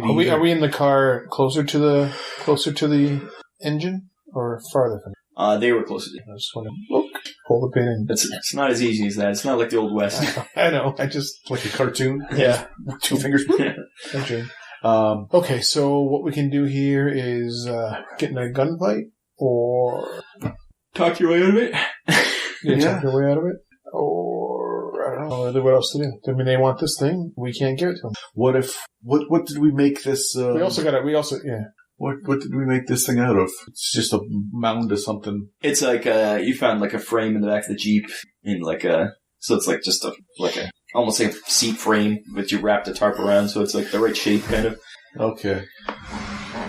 So we gotta find out it's not a thing. We don't want that to happen either. No, but if we pick this It has been a couple hours. You feel by now, for sure, they've made it back to the convoy, at the very least. At the very least. They're at a base somewhere, probably. At least they have a base. Theoretically. We could... And this is just going through the desert, It's not really desert. It's on the edge of the Nile, so it's pretty lush still. Like, there's trees. Not trees, but it's nice. Like, along the edge of the isle, you go, 10 minutes that way, it's desert. Right here. It's where this is where all the crops are grown. This is the only place you can grow crops in. How many Nazis did I see? It's a good question. I didn't even see. One. No. You did see one guy who was obviously the leader. And about 7 others with him. That's a lot of guys. That's a lot of Nazis. It's a lot of Nazis. It's a lot of pretty brazen to be walking around, too. Well, they were in trench coats. They're looking for us, so... There's no military presence here. No, but not even just to send, in civilian clothing or undercover. They're not wearing the uniforms. They're just wearing black shirts. They might think they're under, but he rolled so well, he's like, these are fucking Nazis. It's so obvious. Okay. They think... They think they're fine. Blend right in. Yeah. It'd be like us over at that party. Hey, we're some teenagers. How's it going, Al? And if someone rolled it, what was it? Right, 4. 5. Hey, kids. How are we doing? Yeah. How's One Direction? They're poorly... They're not actually... They're doing that bad, but he rolled so well that he obviously seen. Well, then, I say let's let them make the first move. At worst, what can they do? They're not going to just start executing us here. They'll probably come up and give us the artifact. Nazis are known for niceness. A train full of people. If they make their way all the way back to us. Do they know exactly what we look like for sure? Can we maybe change our appearance? Try to use our disguise, and then they go, they take the tarp off the artifact, and it's just like, Exactly. If they make a big stink, and then we're just like, what the look at each other like, what the fuck is okay, have it, whatever. Get out of here. So you guys are just sitting there waiting. The door opens, and he shoots him in the head. There's a man with sun-bleached hair, who a slightly chubby face, and he looks pretty young for being a Nazi. He has the slate gray eyes, and he seems to have almost like a childlike wonder. Oh, I like him. And he's not wearing one of the black trench coats. He's just wearing you'd almost describe as old-fashioned clothes. And he really looks like just some passenger. You wouldn't even notice, other than there is behind him a couple of guys in the trench coats, and they're all Aryan to hell. So behind him is a bunch of obvious guys. And he comes walking in, and he seems pretty like an archaeologist, you would say. And I'm just going to act as though there's nothing that I'm not going to pay attention to them. Just out the window. What do you do? I'm just going to, I don't know, not look at him, but not look away. Okay. He's walking down the aisle. Just try to play it cool. He walks right up to you guys, and behind him, two of the Nazis stayed at the door. 2 more kind of stationed along the next way, and then there's 3 of them near him. And he stands beside your table. And he says, you expect a German accent, but he actually has a Norwegian accent. Ooh. And he says, I believe you have the artifact we are looking for. Well, good afternoon, sir. I think I would like something fizzy for my stomach. What would you like? Beverage services here. Would you? Well, do you have any herring? Being Norwegian, Herring choker. Called herring choker. He's just like very amusing Americans and British. Yeah, you know We have men who've seen what you're up to and saw that you've succeeded. Please, just hand it over. We don't have to. It doesn't have to be violent. Okay, so you know what we've done here to get this artifact. So what? We give it to you. You get off at the next stop. Yes, we go our way. You give it to us, we go our way. So we'll let you live. Well, there's no point making you sit down. Why don't you sit down, join us for a drink, wait till the train stops? You can't be serious. I will not. Are you suggesting that we're going to hand this off? I am not going to die on this train. Sort of perform. Both of you make a persuade roll. The acting was exemplary. Thank you. Where's persuade? Is it actually a skill? Yep. Yes. Jesus. Jack has a good one. 55. 85. So you failed. That is a fail. 8. So Jack he convinced them that he's actually trying to protect the artifacts, but they think you're setting them up for something. So far they believe that's the artifact because Jack convinced them so well. Well, they think that I'm. But they think that you're going to start shooting or something. They've heard your reputation. He says, I think it's best you just give us the artifact. We'll go our own way, and then we're not going to sit down with you. I'm your Huckleberry. You're going to try to draw your gun? No. I'm pretending to Pretend to do it? Okay. I'm trying to be like, Just getting to know them. I'm trying to be like Smooth. I'm trying to be like, all I really want to do is have a drink, and if my reputation does actually precede me, then perhaps you should. Roll persuade again. I'm trying to be persuasive, just trying to tell him that. Got the persuade guy over there just... I'm doing my job. I'm not sure. This is... No, that was not a persuasion at all. 97. You actually I made it crit worse. failed. I made it worse. Yeah, he's like... All he heard was, if you sit down, I'm going to kill all of you. You sons of bitches. Yeah, one of the guards starts to step towards you and he puts his hand up. Like he was about to smack you. Speaking just between Jack and Dave, I just don't want him to look at the artifact. I want him to get off the train and then be like getting away and then go, Dines, whatever, some German words. Yeah, Dines! Yeah. Dines! I don't think that's German words. And he speaks Norwegian. Yeah, okay, whatever. Do you know couple what I of mean? Danish people. Yes. That's all I'm trying to get at. So you're just trying to just lay him enough so that they get to the next stop, so he Right, just grabs it and take goes. the thing, and and he then they doesn't just look at go, it and yet. they don't check it out till they're off the train, and the train goes. So you're just trying to stall him, in other words. Well, that's all I wanted. And I will still, even though I can see that his shroud is as thin as rice paper walls, I will still be saying, I know what you're thinking, and I can't, whatever you're planning, no, this will not leave this seat. Oh, that's good. So he's persuading them. So he's not good. So you're both trying to distract him. You're a crazy person. You have done horrible things. You guys start. You're gonna start doing the old classic arguing with each other. I've done it. I've done it for you, for country, for this goddamn stupid war, and this stupid piece of shit artifact. There better be 20 of you people on the next stop to try and drag this thing off of here, because I will not let it happen. The girl's like, what the fuck is going on? So I wouldn't know. She doesn't seem to know that you guys are. She understands that you're trying to keep the artifact, but she thinks you guys are actually starting to fight. Okay. You guys convinced her. Well, convince somebody at least. Well, so far you've just been like yelling at each other. You haven't gotten any further. We were going to order drinks. Waiter! Now, is there enough of a ruckus going on that other people are starting to act like... The moment all these ruffians got on the train, everybody's kind of like, what the fuck? Okay. They know something's going down. And the train started moving yet? People Oh, yeah, boarded, it was moving long before they started walking up towards you. They must have been looking through the other cars getting to you. Okay, Looking for you guys. They obviously have your descriptions. What? This is your last warning. Give me the artifact. You give them that artifact right now. This is ridiculous. You're just looking for any reason to start killing How big is people. this artifact? Well, the thing you have wrapped up, you tried to make it about the right size. It's about 3 foot by 3 foot. It's quite large. How big are the windows in this train? About the same. I know that look. Something's going to happen. This man is a crazy person. You won't have a drink with us? You want the stupid artifact? I'll take the artifact. Throw it out the window? Yeah, throw it out the window. Okay. Roll a strength. What's your strength? My strength is 16. Times 3. What's that? 30, 40... 6, 12, 18, 48. It's a big gamble. It's a big gamble, but I like it. 77. Lucky 77. So you pick it up and smash it against the window. The window cracks, but it doesn't break open. And everybody's like freaking out, trying to grab it. No one's taking this artifact, I guess. I don't know what I'm supposed to do here. Come in here. You doing it again? Okay. I roll again. You have a better chance now the window's cracked. 86. You smashed it again. Now a guard's got a hold of it. One guard's trying to pull the girl away. One guard's holding you down. He's kind of like... He's pretty weedy, though, but he can't. Why are you holding me down? Just save the artifact. The man's gone crazy. He's crazy, and you're touching me. I've got to study that thing. One last try before the guy can grab it off you. 37. Yeah, okay, this time it goes out.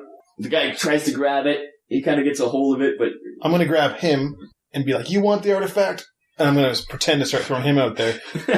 They don't really care about that. I know that, but maybe they'll just be like, okay, this guy's obviously nuts. Yeah, the guy, the moment the archaeologist grabs the emergency stop, pulls it, and the train stops, and then the guards, he's like, go get the artifact, and they all rush. All 7 of them? Leaving white-haired Norwegian guy by himself? No, he goes with them. Oh. They kind of all go. He's so lucky. He doesn't care about you guys. Yeah, he's so lucky. He would have cared if he'd been by himself. That was some fine acting. Yeah, and that tarp-covered piece of stickwork there, not going to fool him for long. So no, let's get up to the front of this train and get it going again. Or how about you two get up to the front of the train and get it going again? I'll get to the back of the train. Make sure they don't get back on. Okay, so then... Actually, I'll bring her with me. You can get up to the train. I will... That guy. Yeah, she's got hers at the back. And I will... You're going to run forward and I will try and find... Conductor start... As you go forward, he's coming to like, what's the commotion? I did it on accident. I apologize. I lost my footing. That's on me. If we could get my mistake, I apologize, and I'll start... with the money. I will pay for any inconvenience, It's all right, sir. And he grabs, there's like a old-timey, you talk through it and it goes down the thing. It's just a mistake, start the train up again kind of thing. He tells, slowly but surely the train starts going. You get to the back of the train, just right behind the Nazis. They're all jumping off, trying to find in darkness where it went. And they're spreading out. And then the train starts pulling away, and they're just spreading out. They totally believe that that's the artifact. So the train's pulling away. You're going to take any pot shots at them as you drive away? What can I say? See, here's the thing. I could just kill a random Nazi, that's fine. Or I could go after the Norwegian, but he seems like he might have information on it. So do I just try to kill him now, or let him haunt us later? Do I see him? It's pretty dark. Any shots on any of them would be hard to hit. Nah. Let him go? Well, we might face this guy in the future, and he should know that I didn't try to kill him just because and vice versa. He didn't try to kill us. He just wanted to. It was a sweet ploy. So the train pulls away, leaving them. They were more concerned about the artifact than you guys, so they didn't even bother trying to shoot you on the way up. Hanging off the back. And like you said, fitting a dew. It is a public place. They don't want to cause that much trouble. The war hasn't spread here. Yeah, and yeah, they are in an English-occupied area. So. That was a good little ploy I had. Had a good idea. You did. You backed me up. I like that. See? I run all my ideas by you. So you guys make it back to Cairo ahead of the artifact. The artifact won't show up back up until tomorrow. But the major does say... I assume you explain where it is and what's happening? Yes. He's like, don't worry, we'll get it back to Section M for you guys. And it's no issue. We're actually going to send it back in a plane with you guys, because you're going to be sent back to England. Fantastic. For some debriefing and some much deserved relaxation, I think, guys. Very nice. If we've heard some of your reports, it's you guys had a bit of action in the past time. We've had a ton of action. So I think it's time for you guys to take a break. It is. B-A-N. And Bananas, bananas. But I think the elephant in the room is there was some dishonesty, and there was a. He's going to turn this on me. There was a betrayal. He's going to turn this on me. You watch. And, yes, delusion. Anything on the there was someone who was dishonest, and that person said, "You're overthinking this. Why would you? He made it sound like we were crazy for sending the artifact in a different direction. In fact, he's talking about you. Cunning. Who? He's talking about you. He gave us bennies for it. That was a great plan. I never said that was a bad idea. No, but you were flabbergasted that we would do that the whole while, knowing that there was still. Oh, Nazis coming after you? Oh, yeah. That's why I thought it was a great plan. Yeah, but your deception. There was some acting there. You were way overthinking that, and I was like, I don't think we are. Not for that. Not for that. I don't think. I was pro that plan. I think you're pro that. Other things I thought you were overthinking. Or maybe you were. Maybe we just started thinking. It was some quality deception there because I was like, I think we have overthought this. He's just gonna say, okay, the train gets back there. That was what I thought too, and I just I liked everything, and in my head I was just like, you know what? If it continues, how's it going to continue? They're going to come after us. There's actually more to it. If you actually get in a fight, there more other things would have happened, but you guys played it right. You didn't even get in a fight. Well, we didn't have. There was no reason to die. Well, that's right. That's why there's literally in my head, at worst, maybe a pistol whipping because we're in public. They didn't. No weapons were drawn, so once again, it was in public. At some point, one guy almost punched Dave. I just didn't want them looking at the artifact before because once they realize they don't see the artifact, then maybe hell breaks loose. Because then they would have been like, okay, where's the fuck's the artifact? They start torturing it, right? Yeah. And then there's a fight, and then there's just we might as well just have the artifact because we're just fighting. Or you had been captured, and then something. But it was smart. The arguing was smart. Or we could have just, who knows? But it didn't have to happen. It was perfect. You guys played that one perfectly. The worst thing was I took me 3 chances to get the stupid thing out the window. Yeah. If you'd done it first try, that would have been amazing. Yeah, it would have been much no pain. Or you could just go. Well, I was going to, but then you were just like, I was going to just. I thought that would be too. Well, that was my initial thought was to open. You could be like, I need some fresh air. Yeah, but then you're like, going to throw out the window. I was like, yeah, I guess so. Break it. I was like, makes sense too. Makes sense to me. Like, I'm not gonna. But it would have been suspicious if you start opening the window. That's what I thought, but still, pretty cool. Well, there you go. Game 7 of Achtung, Cthulhu by Modiphius, based on the Call of Cthulhu rule set by Chaosium. We're going to take a small break to have some other adventures, but please do come back in the future for the continuing adventures in a World War II that isn't quite right.